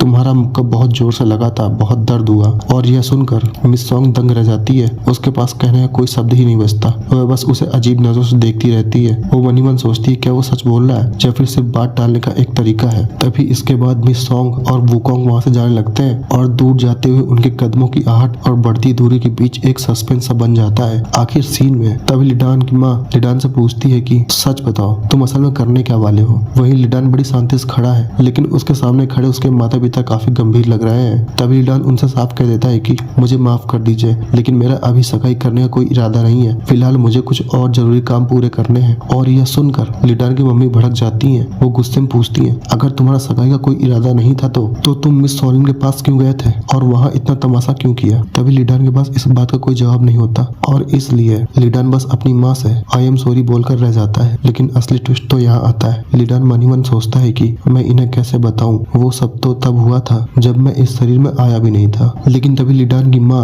उससे पूछती है कि आखिर वो करना क्या चाहता है। तो लिडान बड़ी कॉन्फिडेंस के साथ कह देता है कि जैसा कि मैंने पहले भी कहा था, मैं मार्शल आर्ट की ट्रेनिंग करने जाना चाहता हूँ। और यह सुनकर लिडान की माँ हैरान रह जाती है और पूछती है क्या तुम सच में सीरियस हो, क्योंकि शायद इस बॉडी का पिछला मालिक मार्शल आर्ट में बिल्कुल बेकार था और इसलिए माँ को भी लग रहा था कि उनका बेटा मार्शल आर्ट नहीं कर पाएगा। तभी लिडान मुस्कुराते हुए बोलता है हाँ मैं पूरी तरह सीरियस हूँ और अब देखना यह है कि हमारा लिडान अपनी मार्शल आर्ट की ट्रेनिंग से सबको चौंका पाएगा या फिर नहीं। तभी हम लिडान के माँ के चेहरे को देखते हैं जो कि काफी परेशान नजर आ रही है। उनके चेहरे के भाव बता रहे हैं कि वो अपने बेटे के लिए कितनी फिक्रमंद है। तभी इसी बीच में आते हैं उनके फादर साहब। वह अपनी पत्नी का हाथ पकड़ कहते हैं चलो अब चलते हैं। बहुत समय बीत गया है कि जब हमने साथ में बैठकर 2 घूंट भी पिए हो। लेकिन अभी भी माताजी थोड़ी उलझन में और पूछती हैं माफ कीजिएगा पर आप अचानक ये सब क्या कह रहे हैं। तभी इस बात पर फादर मुस्कुराते हुए बड़ी प्यार से जवाब देते हैं अरे जब हमारा बेटा खुद से सब कह रहा है तो क्या हमें साथ में इसकी खुशी नहीं मनानी चाहिए। आखिर ये हमारे लिए गर्व की बात है। और जैसे लिडान के फादर और मदर वहाँ जाने लगते हैं तो लिडान उन्हें पीछे से देखता रह जाता है। उसके मन में एक गहरा दर्द और पछतावा है। वो मनी मन कहता है जब भी मैं इन दोनों की नजरों को अपने ऊपर महसूस करता हूँ तो मेरा दिल बैठ जाता है। मुझे यकीन नहीं होता कि वो मुझ जैसे बेवकूफ पर इतना भरोसा करते हैं और मेरी इतनी परवाह भी करते हैं। और तभी यहाँ स्टोरी बहुत ही इमोशनल मोड़ ले लेती है। लिडान अपनी नजरें झुका लेता है। उसके चेहरे पर बस उदासी साफ दिख रही है। वो खुद से कहता है शायद मेरे अंदर एक डर है और डर इस बात का है कि ये परिवार का प्यार और लगाव कहीं मुझे कमजोर न बना दे। वही लिडान अपनी फैमिली को देख ही रहा होता है और फिर से अपने ख्यालों में गुम जाता है। वो कहता है मुझे डर है कि अगर मैंने कभी प्यार जैसे जज्बात को महसूस किया तो मेरा मन कमजोर हो जाएगा। वह मानता है कि एक योद्धा के लिए भावनाएं कमजोरी होती हैं क्योंकि उसे डर है कि प्यार उसे नरम बना देगा और जरूरत पड़ने पर वह सख्ती से फैसले नहीं ले पाएगा। और तभी इसके बाद हम लिडान के फादर और मदर को देखते हैं। लिडान के फादर अपनी वाइफ को संभाल रहे होते हैं लेकिन वही लिडान अपनी एक अलग ही जंग में लड़ रहा है। लेकिन तभी इसके बाद हम देखते हैं कि तभी लिडान जमीन पर झुक जाता है। उसकी सांसें फूल रही होती हैं और वो हा हा करके हाँफ रहा होता है। वह हैरान है कि बिना पावर्स के उसका स्टैमिना कितना कम है। वह कहता है कि सोचा नहीं था कि सिर्फ 12 ली, और यहाँ पर मुझे ली का मतलब नहीं पता। वो सोचता है कि सिर्फ 12 ली के दौड़ने के बाद मेरी हालत ऐसी हो जाएगी। बिना इंटरनल आर्ट के तो मेरा स्टैमिना एकदम रॉक बॉटम पर है। लेकिन तभी लिडान बोलता है कि हार मानना मेरे खून में नहीं है। वो खुद को दिलासा देता है और एक अटूट संकल्प के साथ कहता है अगर मैं इस तरह से मेहनत करता रहा तो बदलाव जरूर आएगा। लेकिन तभी ट्रेनिंग से जाने के बाद लिडान जैसे ही दरवाजा खोलता है तो उसके होश उड़ जाते हैं। उसे अपनी आंखों पर यकीन नहीं होता क्योंकि सामने खड़ी थी मिस सॉन्ग जिसके चेहरे की तरफ मानो फूल की बारिश हो रही हो। लिडान तो उसे देखता ही रह जाता है। उसे समझ नहीं आता है कि आखिर ये यहाँ कर क्या रही है। उसके चेहरे के भाव बता रहे हैं कि वो पूरी तरह से हैरान है। लेकिन भाई मिस सॉन्ग तो फुल एटीट्यूड में है। वह अपनी नजर घुमाते हुए बड़े ही रूखे अंदाज में कहती है देखो ज्यादा खुश होने की जरूरत नहीं है। मैं यहाँ अपनी मर्जी से नहीं आई, इसलिए कोई गलतफहमी मत पालना। वह आगे कहती है कि मेरे फादर ने मुझे यहाँ सिर्फ माफी मांगने के लिए भेजा है। वहीं बेचारा लिडान सीधा साधा जवाब देता है हाँ मुझे कोई गलतफहमी नहीं होगी। लेकिन तभी कहानी पर ट्विस्ट आता है। मिस सॉन्ग उसे अपनी तीखी नजरों से देखती और पूछती है क्या तुम्हें याद है उस दिन तुमने नशे की हालत में मुझसे क्या कहा था। वही लिडान तो हूँ करके ब्लैंक हो जाता है। तभी मिस सॉन्ग उसे ताना मारते हुए कहती है कि देखते हैं तुम्हारा यह सुंदर सा चेहरा कब तक टिकता है। ज्यादा घमंड मत करो क्योंकि जब मैं बूढ़ी हो जाऊंगी तब तक तुम्हारे चेहरे पर झुर्रियां पड़ चुकी होंगी। भाई साहब ये तो सीधे सीधे नो लव ओनली वार वाली बात हो रही है। लेकिन तभी लिडान मिस सॉन्ग से उस दिन हुई बात के लिए माफी मांगता है। वो काफी शर्मिंदा महसूस कर रहा है। लेकिन लिडान मिस सॉन्ग का जवाब सुनकर हैरान रह जाता है क्योंकि मिस सॉन्ग बस इतना ही कहती है तुम सही कह रहे हो। तभी मिस सॉन्ग बहुत ही सादगी से अपनी बात रखती है। वो कहती है कि अभी तो हर कोई मेरी खूबसूरती की तारीफ करता है लेकिन वक्त के साथ ये सब खत्म हो जाएगा, तब कोई मुझे मुड़कर भी नहीं देखेगा। वो आगे कहती है कि वो अपनी पहचान अपनी खूबसूरती से नहीं बल्कि अपने हुनर से बनाना चाहती होती है और इसी वजह से उसने फैसला किया है कि वो फिलहाल किसी को डेट नहीं करेगी। लेकिन रुको, असली झटका तो अभी बाकी है। वही लिडान सोच ही रहा होता है कि ये तो बड़ी अच्छी सोच है। तभी मिसोंग एक ऐसा बड़ा बम फोड़ती है जिससे लिडान के होश उड़ जाते हैं। वो कहती है कि और हाँ, सगाई तोड़ने की सबसे बड़ी वजह यह है कि मुझे तुम बिल्कुल पसंद नहीं हो क्योंकि तुम नालायक हो। बेचारा लिडान हूँ हाँ ही कर पाता है और अंत में लेकिन मिसोंग लिडान से एक कड़वा सवाल पूछती है। वो कहती है कि क्या तुमने सगाई तोड़ने के लिए इसलिए हाँ किया क्योंकि तुम्हारी ईगो को चोट पहुंची थी? लेकिन तभी लिडान मिसोंग से कहता है कि तुम्हें जो सोचना है सोचो, मुझे फर्क नहीं पड़ता। लेकिन तभी हमें यहाँ लिडान के मन की बात पता चलती है। वो सोच रहा है कि 20 साल की उम्र ही ऐसी होती है जहाँ जज्बा पल भर में बदलते हैं। प्यार, ब्रेकअप, ईगो की लड़ाई, कभी रोना तो कभी बेवजह हंसना। उसे एहसास होता है कि इस शरीर के असली मालिक ने इन्हीं छोटी छोटी बातों की वजह से अपनी लाइफ में कितना तमाशा खड़ा किया था। और तभी इसके बाद लिडान अपनी आंखें बंद कर लेता है और एक बड़ा फैसला सुनाता है। वो मिसोंग से कहता है कि तुम्हें फिक्र करने की कोई जरूरत नहीं है। सगाई तोड़ने का मेरा फैसला पत्थर की लकीर है और मैं इसे बदलने वाला नहीं हूँ। और ये बात सुनकर मिसोंग सुन रह जाती है क्योंकि शायद उसे उम्मीद नहीं थी कि जो शख्स कभी उसके पीछे पागल था वो इतनी आसानी से उसे छोड़ देगा। लेकिन हमारा लिडान बिना रुके उसके पास से गुजर जाता है और आखिर में कहता है कि अब से मैं तुम्हारी जिंदगी में कभी रुकावट नहीं बनूंगा। और यह सुनकर हम मिसोंग को देखते हैं जिसके चेहरे पर अजीब सा टेंशन रह जाता है। मिसोंग बस लिडान को देखती रह जाती है जैसे कि उसने किसी को पहचान लिया हो। लेकिन लिडान बिना कुछ कहे मिसोंग के पास से गुजर जाता है। उसकी चाल में एक अजीब सी खामोशी है। वही मिसोंग उसे मुड़कर बस देखती रह जाती है, शायद ये सोचकर कि क्या ये वाकई वही इंसान है। लेकिन असली कहानी तो लिडान के दिमाग में चल रही है। वो अपनी पिछली जिंदगी को याद करते हुए कहता है कि मेरी पिछली जिंदगी के वो 20 साल बहुत ही खौफनाक और खून खराबे से भरे थे। लिडान बताता है कि कैसे प्रैक्टिकल ट्रेनिंग के नाम पर उसने अपनी पूरी जवानी सेंट्रल प्लेन में तलवार के दम पर दुश्मनों और अपराधियों को मारते हुए गुजारी थी। जहाँ दूसरे लड़कों की जवानी सुनहरे सपनों और खामोशी से भरी होती है, वही मेरी दुनिया में सिर्फ 2 रंग ही थे, सफेद और खून का लाल रंग। और इसलिए मैंने अपनी जिंदगी जरूरत से ज्यादा कठिन बना ली थी और इसलिए लिडान अपनी पुरानी यादों से दूर जाना चाहता है। लेकिन क्या उसका अतीत उसे इतनी आसानी से छोड़ देगा? और भाई लोग, तभी सीन शिफ्ट होता और हम लिडान को देखते हैं। वैसे लिडान वो शख्स है जिसकी खामोशी ही उसकी सबसे बड़ी ताकत है। जब पूरी दुनिया बर्फ की चादर में लिपटी सो रही थी तब पहाड़ों की उन ऊंचाइयों पर कुछ बड़ा होने वाला था। अकेलापन लिडान को कमजोर नहीं बल्कि उसे और ज्यादा खतरनाक बनाती है। घने जंगलों के बीच जहाँ हड्डियां जमा देने वाली ठंड है, वहाँ शुरू होती है उसकी असली तपस्या। तभी हमें वॉइस ओवर में सुनाई देता है, अपनी पकड़ मजबूत करो, सांसों को थाम लो, क्योंकि जब पैर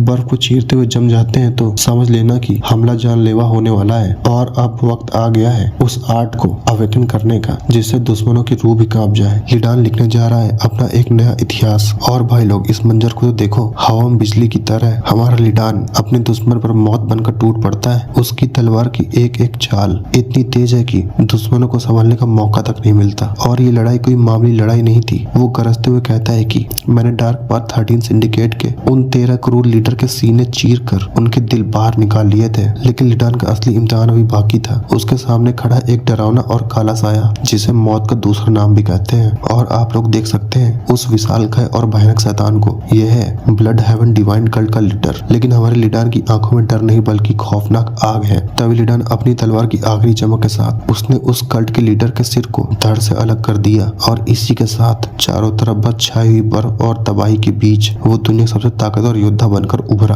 तभी लिडान बर्फीली हवा के बीच अपनी आंखें बंद किए खड़ा है। वो अपनी सांसों को काबू में कर रहा है और अपने भीतर की उस शक्ति को महसूस करने की कोशिश कर रहा है जिसे अब तक उसने कभी नहीं पहचाना था। और फिर इसके बाद लिडान की आंखें खुलती हैं, जिसकी तीखी नजर और बिजली जैसी फुर्ती जैसे वो अपनी तलवार से हवा को चीरता है, एक जोरदार धमाका होता है। यह सिर्फ एक हमला नहीं था, यह उसके भीतर छिपी सालों की बंदिशों का टूटना था। वार इतना खतरनाक था कि उसकी लहरें पूरे जंगल पे फैल जाती हैं, दूर पहाड़ों तक उसकी धमक सुनाई देती है। एक ही पल के लिए ऐसा लगता है कि मानो समय रुक गया हो। आसपास की बर्फ और पेड़ों पर इसका असर तुम लोग देख ही सकते हो। तभी हमला खत्म होने के बाद लिडान खुद हैरान है। वो अपने हाथों को देखता है और मन ही मन कहता है, मार्शल आर्ट का इस्तेमाल करना मेरी सोच से कहीं ज्यादा आसान है। जो चीज दूसरों के लिए सालों की मेहनत मांगती है वो मेरे लिए एक नॉर्मल सी बात लग रही है। लेकिन भाई लोग, सवाल यह नहीं है कि क्या लिडान के पास मार्शल आर्ट के लिए कोई गॉड लेवल टैलेंट था या फिर इस शरीर यानी कि बी लिडान के शरीर का कोई राज है। तभी लिडान खुद से कहता है कि बी लिडान, तुम्हारे पास इस तरह का शरीर था और तुम इतने बेकार कैसे थे। लेकिन भाई लोग, अब खेल बदल चुका है। जिसे सब लोग कमजोर समझते थे वो अब अपनी असल ताकत पहचान चुका है। तभी लिडान इस शरीर के मालिक से कहता है कि आखिर तुम्हारे पास इतनी अच्छी शरीर होने के बाद तुम कैसे इतने घटिया इंसान की तरह जी रहे थे। और इसी के साथ ही स्टोरी खत्म हो जाती है। तो देखना यह है कि लिडान अब आगे क्या करने वाला है। ये देखने के लिए आप वीडियो को लाइक कर लीजिए और चैनल को सब्सक्राइब कर दीजिए। मिलते हैं अगले वीडियो में, तब तक के लिए बाय बाय। तो चैप्टर 4 की शुरुआत में हम एक बहुत ही शांत नजारे को देखते हैं, जहाँ एक झील के बीचों बीच एक छोटा सा पवेलियन बना हुआ है, जहाँ की शांति किसी का भी मन मोह ले। लेकिन इस शांति के पीछे एक चर्चा चल रही है। यहाँ हम दो लोगों को देखते हैं जो आपस में बात कर रहे हैं। उनमें से एक कहता है, मैंने सुना है कि यंग मास्टर लिडान इन दिनों यहीं पर मार्शल आर्ट की ट्रेनिंग कर रहे हैं। और यह सुनकर दूसरी लड़की थोड़ा हैरान होती है और पूछती है, मार्शल आर्ट ट्रेनिंग वो कैसे कर सकता है। तभी दूसरा व्यक्ति बात आगे बढ़ाते हुए कहता है कि हाँ, ये सच में हैरान करने वाली बात है, क्योंकि इससे पहले मास्टर लिडान ने कभी मार्शल आर्ट में इतनी दिलचस्पी नहीं दिखाई थी। उनके 20 वाट फैमिली में हर कोई इस बात से दंग है कि आखिर अचानक उन्हें क्या हो गया है। लेकिन यहाँ एक आता है छोटा सा ट्विस्ट। बातचीत करने वाला व्यक्ति मजाक में कहता है, मुझे लगता है कि वो बस सिर्फ तुम्हें इम्प्रेस करने के लिए, यानी कि तुम्हारे सामने अच्छा दिखने के लिए कर रहा है। और तभी हम देखते हैं ये कोई और लड़की नहीं बल्कि अपनी मिस रोज होती है। लेकिन मिस रोज दूसरे व्यक्ति की बात को तुरंत नकार देती है। वो कहती है, नहीं, ऐसा बिल्कुल नहीं है। जिस तरह से वो ट्रेनिंग कर रहे थे वो किसी को दिखाने के लिए नहीं था। लिडान को एक पल याद आता है जब उसने मास्टर लिडान को देखा था। वो कहती है कि उस वक्त उनकी आंखों में जो चमक और जो इरादा था वो एकदम असली था। वो किसी को दिखाने के लिए नहीं बल्कि किसी गहरे मकसद के लिए मेहनत कर रहे थे। तभी बातों ही बातों में एक नई खबर सामने आती है कि आज शहर के अपकमिंग यंगस्टर की एक बहुत बड़ी मीटिंग होने वाली है। लेकिन इसके बाद हम मिस रोज को देखते हैं जो काफी परेशान और उदास नजर आ रही है। उसके चेहरे पर साफ देखा जा सकता है कि वह कुछ ऐसा करने वाली है जो उसे बिल्कुल पसंद नहीं है। वो अपने साथी से पूछती है, क्या मेरा जाना सच में जरूरी है। तो उसका साथी, जो कि शायद उसका नौकर लग रहा है, वो जवाब देता है, हाँ, आपको जाना ही होगा, क्योंकि यांग सिंडिकेट के मास्टर यांग ने खुद कई बार संदेश भेजा है ताकि ये सुनिश्चित किया जा सके कि आप वहाँ मौजूद रहें। लेकिन जैसे ही वो साथी आगे बोलने की कोशिश करता है, जैसे कि आप जानती है, यांग सिंडिकेट तब भी रुक जाता है।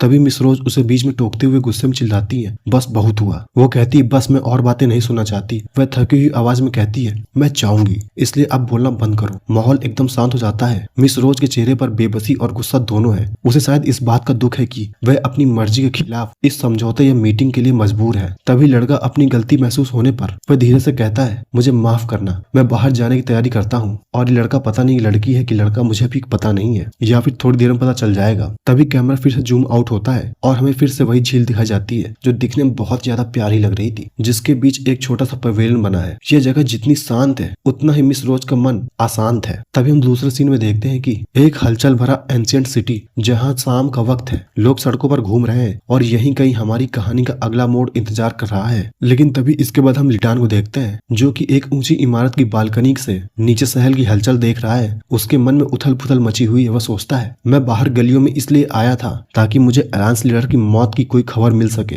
लेकिन उसे हैरानी तब हुई जब उसे पता चला कि पूरे शहर में सन्नाटा है, कोई अफवाह नहीं, कोई चर्चा नहीं। बस खुद से सवाल करता है, आखिर इस मौत की घोषणा में इतनी देरी क्यों हो रही है। और इसलिए लिडान के मन में बेचैनी बढ़ रही है। वह चाहता है कि वो अभी के अभी मुरीम ऐलान जाए और सीधे गाल सरयांग से इसके बारे में पूछे। लेकिन समस्या यह है कि वो ऐसा नहीं कर सकता। उसे अपनी पहचान छिपानी है और सही वक्त का इंतजार करना है। लेकिन तभी लिडान की सोच में खलल पड़ती है। सीढ़ियों से कुछ लोग ऊपर आ रहे हैं और जैसे ही उसकी नजर मिस रोज पर पड़ती है वो चौंक जाता है। लेकिन लिडान को असली झटका तब लगता है जब मिस रोज के साथ आए आदमी को देखता है। लिडान के पसीने छूट जाते हैं और वो मन ही मन कहता है, ये कमीना यहाँ क्या कर रहा है। और अब हमें यहाँ पता चल गया है कि वो आदमी लड़की नहीं लड़का है। तभी वो आदमी सीधे लिडान के पास आता है। उसके चेहरे पर एक अजीब सी कुटिल मुस्कान है। वह लिडान की आंखों में आंखें डालकर कहता है, मैंने सुना था कि तुम मौत के मुंह से वापस आए हो, पर तुम तो बिल्कुल ठीक ठाक दिख रहे हो। तभी लिडान मन ही मन सोचता है, क्या यह एक और बेवकूफ है जिसे मेरी इस बॉडी से कोई पुरानी दुश्मनी है। वो आदमी लिडान का मजाक उड़ाते हुए कहता है, सुना है आजकल तुम मार्शल आर्ट सीख रहे हो, लेकिन क्यों,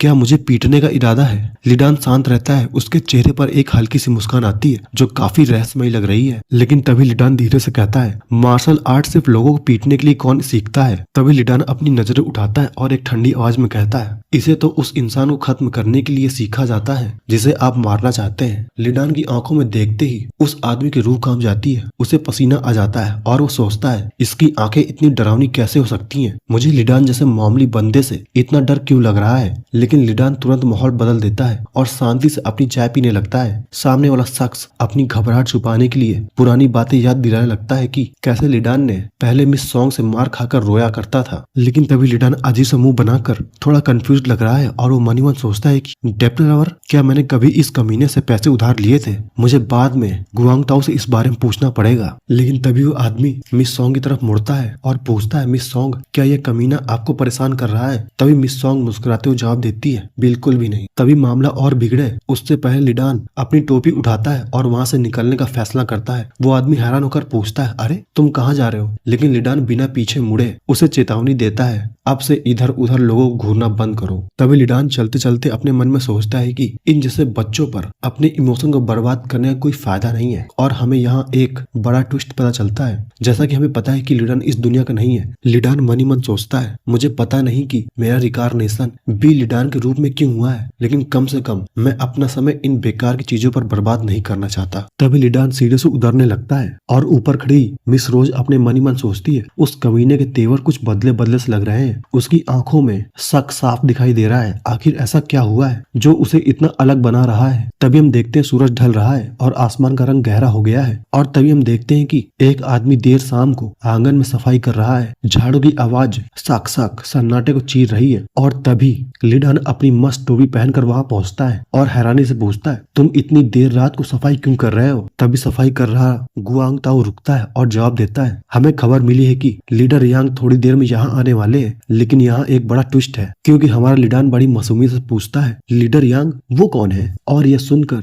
गुआंगताओ एकदम हैरान रह जाता है। उसके चेहरे पर पसीने की बूंदे हैं और वो भौचक्का होकर पूछता है, क्या तुम्हें सच में यह भी याद नहीं है? तभी लिडान बड़े आराम से कहता है, हाँ बिल्कुल भी नहीं। लेकिन तभी हम लिडान को देखते हैं, वो बड़े गौर से गुआंगताओ को देख रहा है और मन ही मन सोचता है, मैं जब भी गुआंगताओ से एक ही सवाल बार बार पूछता हूँ तो इसे सच में यकीन हो जाता है कि मेरी याददाश्त चली गई है। यानी हमारे लिडान की यह सब एक सोची समझी चाल है। लिडान अपनी पहचान छुपाने के लिए याददाश्त खोने का नाटक कर रहा है। लेकिन तभी गुआंगताओ लिडान को समझाते हुए कहता है, मैं यांग सिंडिकेट के लीडर यांग जीजे की बात कर रहा हूँ। यांग सिंडिकेट सैंडो को सबसे बड़ा ग्रुप है और एक समय था जब हम सबसे बेहतरीन हुआ करते थे। लेकिन तभी लिडान गुआंगताओ से पूछता है, अच्छा तो क्या अब हम सेकंड नंबर पर आ गए हैं? लेकिन जवाब उम्मीद से कहीं ज्यादा कड़वा था। गुआंगताओ उसे हकीकत का आईना दिखाते हुए कहता है, नहीं, यांग सिंडिकेट पहले नंबर पर है, सोंग फैमिली दूसरे नंबर पर, और अब हम गिर कर तीसरे नंबर तक पहुंच चुके हैं। और यह सुनकर लिडान के पैरों तले जमीन खिसक जाती है। वह यकीन नहीं कर पाता है कि जिस ग्रुप का दबदबा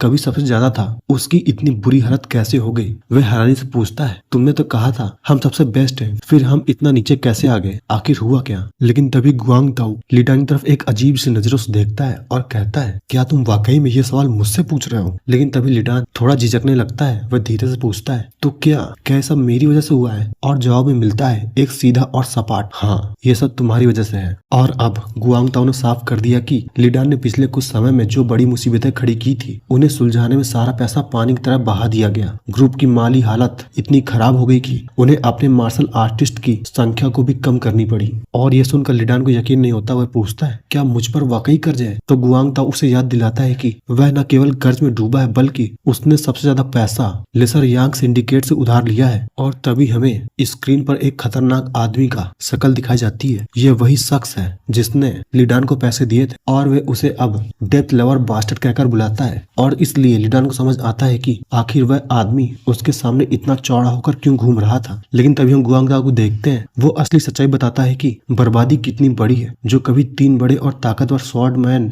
स्क्वाड हुआ करते थे, वे पैसों की कमी की वजह से सिमट कर आधे रह गए हैं। और इसलिए लिडान की लापरवाही ने एक पूरे साम्राज्य को घुटने पर ला दिया था। अब देखना यह है कि क्या वह इस कर्ज को उतार पाएगा या फिर यह बर्बादी उसे और उसके साथियों को ले डूबेगी। लेकिन तभी फिर से गुआंगताओ बताता है कि हवेली की हालात अब वैसी नहीं रही। नौकर और काम करने वालों की तादाद आधे से भी कम हो गई है। और इतना ही नहीं, वो यह भी बताता है कि घर की माली हालत यानी कि फाइनेंस बहुत ज्यादा खराब चल रहे हैं। और यह सुनकर लिडान के चेहरे पर चिंता साफ देखी जा सकती है। उसे अंदाजा भी नहीं था कि पर्दे के पीछे क्या चल रहा है। और लिडान यह बात सुनकर वो घबरा कर पूछता है कि क्या तुम लोगों की तनख्वाह मिलने में भी देरी हो रही है? उसे डर था कि उसकी वजह से मासूम वर्कर भूखे मर रहे होंगे। लेकिन यहाँ एक ट्विस्ट ट्विस्ट आता है। गुआंग ताओ कहता है कि अभी तक ऐसा नहीं हुआ क्योंकि जो फैमिली हेड है उन्होंने हमेशा अपनी जरूरतों से पहले अपने वफादार नौकरों की सैलरी का ख्याल रखा। और ये सुनकर लिडान का दिल बैठ जाता है। वो खुद को कोसने लगता है। उसे समझ आता है कि इस शरीर का मालिक एक बोझ है इस फैमिली में। उसे एहसास होता है कि वो अनजाने में अपने ही परिवार के भविष्य को दीमक की तरह खा रहा था। उसके चेहरे पर पछतावा साफ झलक रहा है। लेकिन कहानी में थोड़ी राहत तब मिलती है जब बात डिनर की होती है। लिडान अपनी गलती मान तो लेता है पर वो इस भारी माहौल को हल्का करने की कोशिश करता है। लेकिन तभी गुआंग ताओ लिडान से कहता है कि जिस आदमी से तुमने पैसे उधार लिए हैं वह जल्द ही यहाँ आने वाला है और इसलिए उन्हें अपनी जगह को बिल्कुल साफ सुथरा रखना होगा ताकि कोई शिकायत का मौका न मिले। लेकिन हमारा लिडान कुछ ज्यादा ही जल्दी में वह कहता है मैं अभी व्यस्त हूँ, बाद में बात करते हैं, और वह वहाँ से तेजी से निकल जाता है। लेकिन तभी कानों में एक ऐसी खबर गूंजती है जो उसे रुकने पर मजबूर कर देती है। उसे सुनाई देता है कि यांग सिंडिकेट के छोटे मालिक ने ब्रदर गुआंग ताओ पर हाथ उठाया है और उसे बुरी तरह पीटा है। और यह सुनकर लिडान दंग रह जाता है। और तभी हम देखते हैं यहाँ पर एक लड़की जिसका नाम सॉन्ग ही है। तभी लिडान को याद आता है कि गुआंग ताओ ने एक बार कहा था कि वह लड़की बहुत ज्यादा दयालु है और बहुत अच्छी है। लेकिन अब सवाल यह था कि आखिर उस छोटे मालिक ने गुआंग ताओ को क्यों मारा था, और वजह जानकर आपका भी खून खौल उठेगा। उस छोटे मालिक का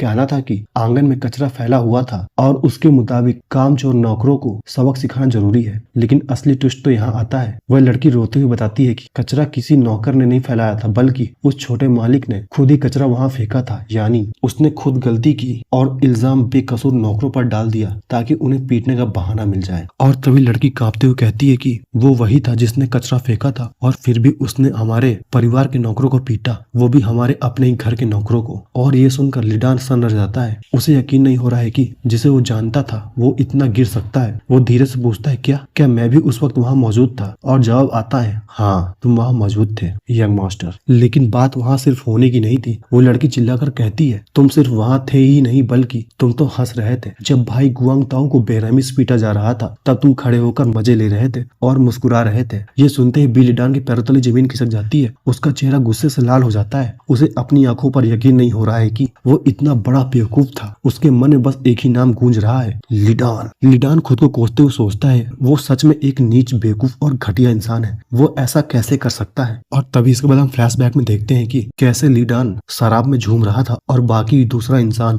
कैसे गुआंग ताओ को बड़े बेरहमी से मार रहा था। लेकिन तभी अचानक लड़की एक ऐसी बात कहती है जो सारा खेल बदल देती है। वो कहती है लेकिन भाई गुआंग ताओ ने मुझसे कल एक और बात कही थी, और आखिर वो बात क्या थी? क्या लिडान अपनी गलती सुधार पाएगा? जानने के लिए बने रहिए। तभी वो लड़की कहती है कि सच कहूँ तो मुझे यंग मास्टर पर बिल्कुल भरोसा नहीं है। उसे लगता है कि इंसान की फितरत इतनी जल्दी कैसे बदल सकती है। पर वो आगे एक बहुत जरूरी बात कहती है, मुझे आप पर भरोसा तो नहीं लेकिन भाई गुआंग ताओ पर पूरा भरोसा है। इसका मतलब है कि अगर गुआंग ताओ को यंग मास्टर लिडान में बदलाव दिख रहा है तो जरूर कोई बड़ी बात होगी। और तभी इसके बाद माहौल बहुत ज्यादा भारी हो जाता है। लिडान और वो लड़की एक दूसरे को देखते हैं। वो लड़की बिना कुछ कहे, मतलब इतना सब कुछ तो कह दिया था, वो अब लिडान के सामने सर झुकाती है, मतलब कि सम्मान प्रकट करती है। और फिर इसके बाद लिडान वहां से निकल जाता है। ये खामोशी बहुत कुछ कह रही है, शायद एक पुरानी दुश्मनी का अंत या एक नई दोस्ती की शुरुआत है। तभी इसके बाद कैमरा शिफ्ट होता है और हम लिडान को देखते हैं। वो देख रहा है कि गुआंग ताओ कैसे अकेले काम कर रहा है। लिडान के चेहरे पर उदासी और पछतावा साफ दिख रहा है। वो मन ही मन सोचता है इतना सब कुछ होने के बाद भी तुम मेरे साथ इतना अच्छा बर्ताव कैसे कर रहे हो? वही लिडान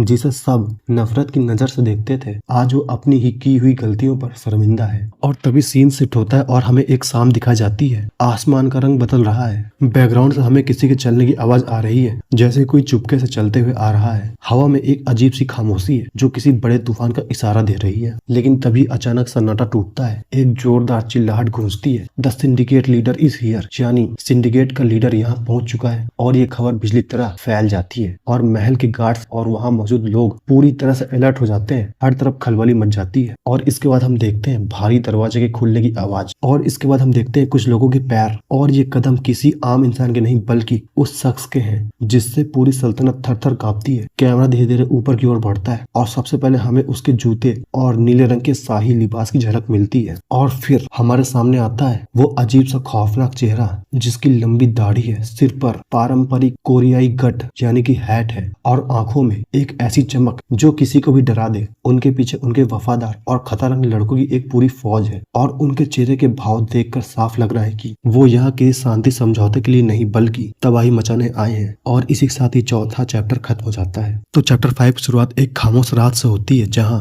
आसमान में पूरा चांद चमक रहा है। लेकिन तभी रात के सन्नाटे को चीरते हुए एक आवाज गूंजती है। हंसते हुए सामने से सिंडिकेट लीडर यांग आते हैं और बड़े ही बेबाक अंदाज में कहते हैं, हा हा हा हा, कैसे हैं आप क्लैन लीडर बी। यांग के चेहरे पर एक अजीब सी मुस्कान है, जैसे वो यहाँ किसी खास मकसद से आया हो। उनके साथ उनका एक खास आदमी भी खड़ा है जो स्थिति पर नजर बनाए रखे हुए है। तभी सामने से क्लैन लीडर बी जवाब देते हैं। उनके चेहरे पर भी एक फीकी मुस्कान है, लेकिन उनकी आंखों में सतर्कता साफ देखी जा सकती है। वो कहते हैं, सिंडिकेट लीडर यांग, आप इतनी रात को यहाँ इतनी दूर चलकर आए, कोई खास बात। वहीं अपने फादर के पास खड़ा है लिटान। वो इस बातचीत को बड़े गौर से सुन रहा है। उसके मन में पुरानी बातें ताजा हो जाती हैं। वो सोचता है कि एक वक्त था जब यही यांग मेरे पिता को ग्रैंडफादर बी कहकर पुकारते थे और उनके पीछे नंगे पैर भागा करते थे। लेकिन वक्त बदला और यांग का बात करने का लहजा और अंदाज भी बदल गया। अब वो पुराने सम्मान को भूल चुके हैं। वो आगे सोचता है कि इतनी रात को बिना बताए आना ये साफ दिखाता है कि यांग अब हमें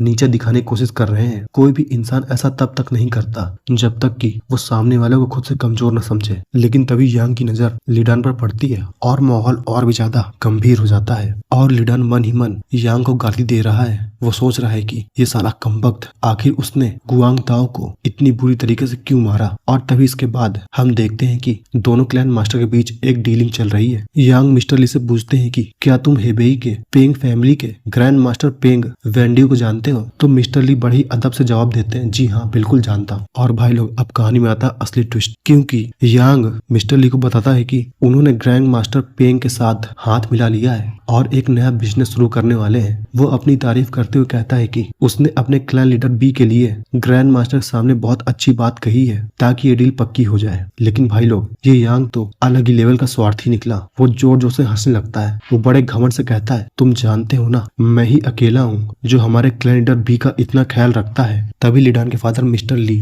यांग से कहते हैं, चलिए बाकी डिटेल्स हम अंदर बैठकर आराम से डिस्कस करते हैं। तभी यांग हंसते हुए मान जाता है, बिल्कुल क्यों नहीं। लेकिन तभी पीछे से एक आवाज आती है जो सबका ध्यान खींच लेती है। कोई बड़े ही टसन में बोलता है, ओए डेप्थ लवर, हम फिर से मिल गए। तभी हम लिडान को देखते हैं जो कि बड़ी दुविधा में है। उसके सामने उसके परिवार और पिता का सम्मान दांव पर है। वह खुद से कहता है, मुझे बस इस एक बार अपने पिता और परिवार के बारे में सोचना होगा और खुद को रोकना होगा। उसे गुआंग ताओ के लिए बहुत बुरा लग रहा है, लेकिन मजबूरी ऐसी है कि उसे अपनी इमोशन को दबाना ही पड़ेगा। वो मन ही मन सोचता है, गुआंग ताओ मुझे माफ कर देना, पर सिर्फ इस एक बार के लिए। लेकिन तभी लिडान की नजर गुआंग ताओ पर पड़ती है और उसे देखकर उसका खून खौल जाता है। गुआंग ताओ बड़ी ही बुरी तरीके से कांप रहा होता है और गुआंग ताओ को देखकर लिडान कहता है, मुझे खुद पर काबू पाना मुश्किल हो रहा है। वह सोचता है, लानत है, ये सब देखकर खुद को रोकना बहुत मुश्किल हो रहा है। लिडान के अंदर का तो ज्वालामुखी फटने के लिए तैयार है, लेकिन माहौल और ज्यादा बिगड़ जाता है। लिडान उस आदमी को ताना मारते हुए कहता है, जब तुम यहाँ आ ही गए हो तो खाना खाओ और चलते बनो। तभी सामने खड़ा वो आदमी लिडान को नीचे दिखाते हुए कहता है, इस भिखारी का छोटा सा स्वाभिमान तो देखो। और जैसे ये बात लिडान के कानों पर पड़ती है तो उसे बहुत ज्यादा चुभ जाती है। वह रुकता है और माहौल में तनाव एकदम से बढ़ जाता है और अब तो बात बदतमीजी पर उतर आई है। वो आदमी चिल्लाकर कहता है, अबे ओ कमीने, ये बकवास बंद कर और हमारे पैसे वापस कर। तू वो 20,000 नियांग कब लौटाएगा। लेकिन भाई लोग, लिडान तो सबका बाप है, वो डरने वाला तो नहीं है। वह पलटकर बड़ी शांति और टसन के साथ जवाब देता है, अपनी आवाज नीचे रखो, मैंने तुमसे तो उधार नहीं लिया है ना। लिडान की आंखों में एक अलग ही चमक है और बहुत ज्यादा कॉन्फिडेंस है। उसकी इस बेबाकी को देखकर वो सामने वाला भी हैरान रह जाता है और तंज कसते हुए कहता है, ओहो, बड़ा कॉन्फिडेंस है तुम में। क्या तुम्हें अभी भी लगता है कि तुम सैंडोंग सबसे महान कबीले के उत्तराधिकारी हो। लेकिन भाई लोग, जवाब सुनकर वहाँ मौजूद हर कोई दंग रह जाता है। हमारा लिडान, जिसे अब तक सब एक बिगड़ा हुआ शहजादा समझ रहे थे, वह बड़ी शांति से कहता है, मुझे अच्छी तरह पता है कि मैं नहीं हूँ। और तभी सामने वाला बंदा हक्का बक्का रह जाता है। उसे तो अपने कानों पर यकीन ही नहीं होता। तभी लिडान अपनी बात पूरी करते हुए कहता है, बल्कि मुझे तो यह भी पता है कि मैं नंबर 1 का कमीना एज होल हूँ। और ये सुनकर वहाँ सन्नाटा छा जाता है। और तभी जैसे ही लिडान वहाँ से मुड़कर जाने लगता है, उसके पीछे खड़े गार्ड्स सोचने लगते हैं कि क्या यंग मास्टर वाकई में बदल गए हैं या ये कोई तूफान की आहट है। लेकिन असली कहानी तो लिडान के दिमाग में चल रही है। उसे पता चलता है कि उसके ऊपर 20,000 न्यांग का कर्ज है। ये इतनी बड़ी रकम है कि किसी मंझोले दर्जे के कबीले को भी कंगाल कर दे। लिडान खुद से सवाल करता है कि आखिर मैंने ऐसी क्या बड़ी मुसीबत खड़ी कर दी थी जिसके लिए मुझे इतने पैसे उधार लेने पड़े। अभी लिडान सोच ही रहा होता है कि तभी एक जोरदार चीख सुनाई देती है, क्या करके।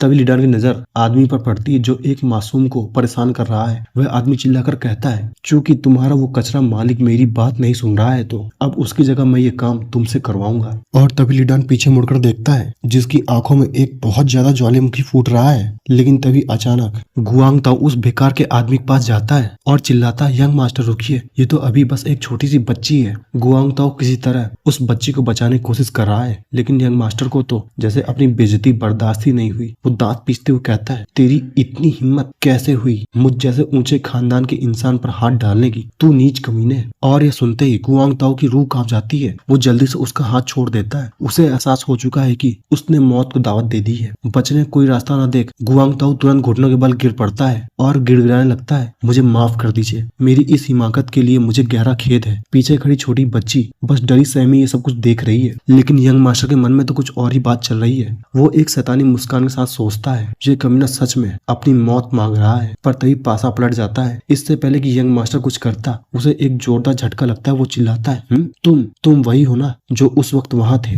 तभी वो कमीना यंग मास्टर जमीन पर थूक देता है और इस साफ तौर पर एक खुली चुनौती है। उसकी आंखों में अब डर नहीं बल्कि गुआंग ताओ को मारने की आग है। और यह देखकर आसपास के लोग खड़े दंग रह जाते हैं। तभी वो यंग मास्टर बड़ी घमंड और नफरत से जमीन की ओर देखता है। वो चिल्लाकर पूछता है, ये गंदी चीज क्या है। दूसरी तरफ गुआंग ताओ घुटनों के बल पर बैठा है। उसके हाथ कांप रहे थे और चेहरे पर साफ डर दिखाई दे रहा था। वह इतना डरा हुआ है कि उसके मुंह से आवाज तक नहीं निकल रही। गुआंग ताओ चुप रहता है तो यंग मास्टर और भी भड़क जाता है। वह दहाड़ते हुए कहता है, ओए कमीने, जवाब नहीं देगा? मैंने पूछा है ना, ये क्या है। तभी उस कमीने यंग मास्टर के मुंह में एक शैतानी मुस्कान आ जाती है। वो कहता है, ये थूक है, सही कहा ना, लेकिन जमीन पर क्या कर रहा है? तुझे पता भी है यहाँ से कितने जरूरी मेहमान गुजरने वाले हैं। और वो आगे कहता है, मैंने तुम्हें पहले ही इसे ठीक से साफ करने को कहा था, है ना? और भाई अब तो बिल्कुल साफ हो चुका है। ये कमीना यंग मास्टर गुआंग ताओ को जानबूझकर परेशान कर रहा है। तभी गुआंग ताओ अपनी जान बचाने के लिए फौरन कहता है, मैं इसे साफ कर देता हूँ। तभी गुआंग ताओ झुककर उसे साफ करने की कोशिश करता है कि अचानक वो कमीना यंग मास्टर अपना पैर गुआंग ताओ के हाथ पर रख देता है और जोर से कुचलने लगता है। गुआंग ताओ के मुंह से चीख निकल जाती है आ करके। तभी वो कमीना यंग मास्टर गुआंग ताओ का पैर कुचलते हुए बोलता है, ये तुम क्या कर रहे हो? ये थूक तो मुंह से निकला था। और भाई ये साला इतना कमीना है ना कि ये साला किसी को नीचे दिखाने का कोई मौका नहीं छोड़ता। वह बड़ी बेशर्मी से कहता है, तो तुम्हें इसे अपने मुंह से साफ करना चाहिए। और भाई ये सब सुनकर गुआंग ताओ सन्न रह जाता है। उसके चेहरे पर पसीना है और आंखों में डर के साथ साथ बेबसी साफ देखी जा सकती है। आसपास खड़े लोग भी इस अपमान को चुपचाप देख रहे हैं। आखिर कोई इतना गिर कैसे सकता है? लेकिन तभी गुआंग ताओ की छोटी बहन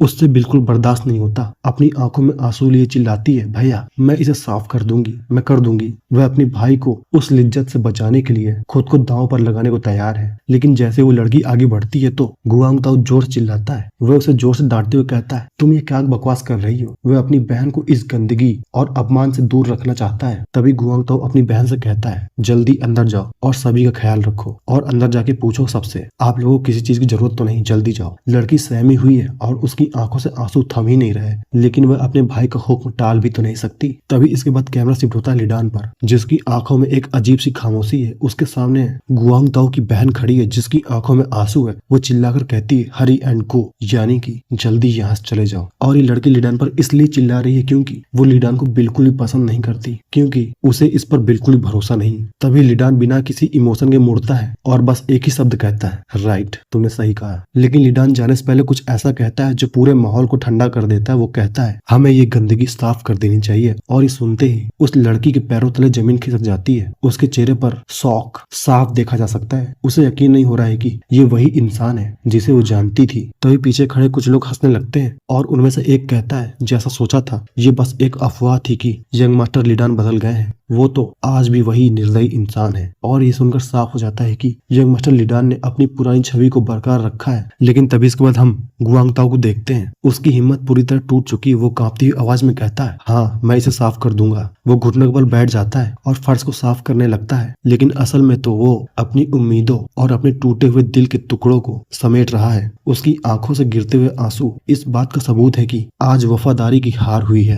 तभी इसके बाद कैमरा शिफ्ट होता है उस कमीने यंग मास्टर पर, जो अपने ताकत के नशे में बहुत ज्यादा चूर है, जिसने कि वो थूक थूका था। और इधर बेचारा गुआंग तो अपनी जान बचाने के लिए उस गंदगी को साफ करने के लिए तैयार है, जबकि सब लोग तमाशा देख रहे होते हैं। और तभी वहाँ एंट्री होती है लीडान की। लीडान गुआंग तो से पूछता है, तुम एक गंदगी साफ क्यों कर रहे हो? और ये सुनकर गुआंग तो और बाकी सब हैरान रह जाते हैं, लेकिन इधर लीडान मुस्कुराते हुए कहता है, जिसने थूका है साफ भी वही करेगा। और तभी हमें पता चलता है कि उस कमीने यंग मास्टर का नाम यांग जिगांग है। और तभी हम यांग जिगांग को देखते हैं, जिसके चेहरे में गुस्सा और नफरत दिख रही है। और ये सुनते ही जिगांग के पहले तले जमीन खिसक जाती है। उसे यकीन नहीं होता कि कोई उसे यानी यंग जिगांग को चुनौती दे रहा है। तभी लीडान बड़े ही रौब से कहता है, जिगांग मैं तुम्हारी बात कर रहा हूँ, अपनी फैलाई हुई गंदगी को खुद साफ करो। अरे भाई साहब, ये तो सीधी सीधी बेइज्जती है, किसी को अपने मुंह की गंदगी खुद ही साफ करने को कहना। और ये लड़ाई अब तो सिर्फ ताकत की नहीं रही, आत्मसम्मान की बन चुकी है। और तभी इसके बाद हम यंग मास्टर जिगांग को देखते हैं, जो कि लीडान को बोलता है, यू बास्टर्ड। और इसी के साथ ये स्टोरी खत्म हो जाती है। आगे जानने के लिए वीडियो को लाइक कर लीजिए और चैनल को सब्सक्राइब कर दीजिए। मिलते हैं अगली वीडियो में, तब तक के लिए बाय बाय।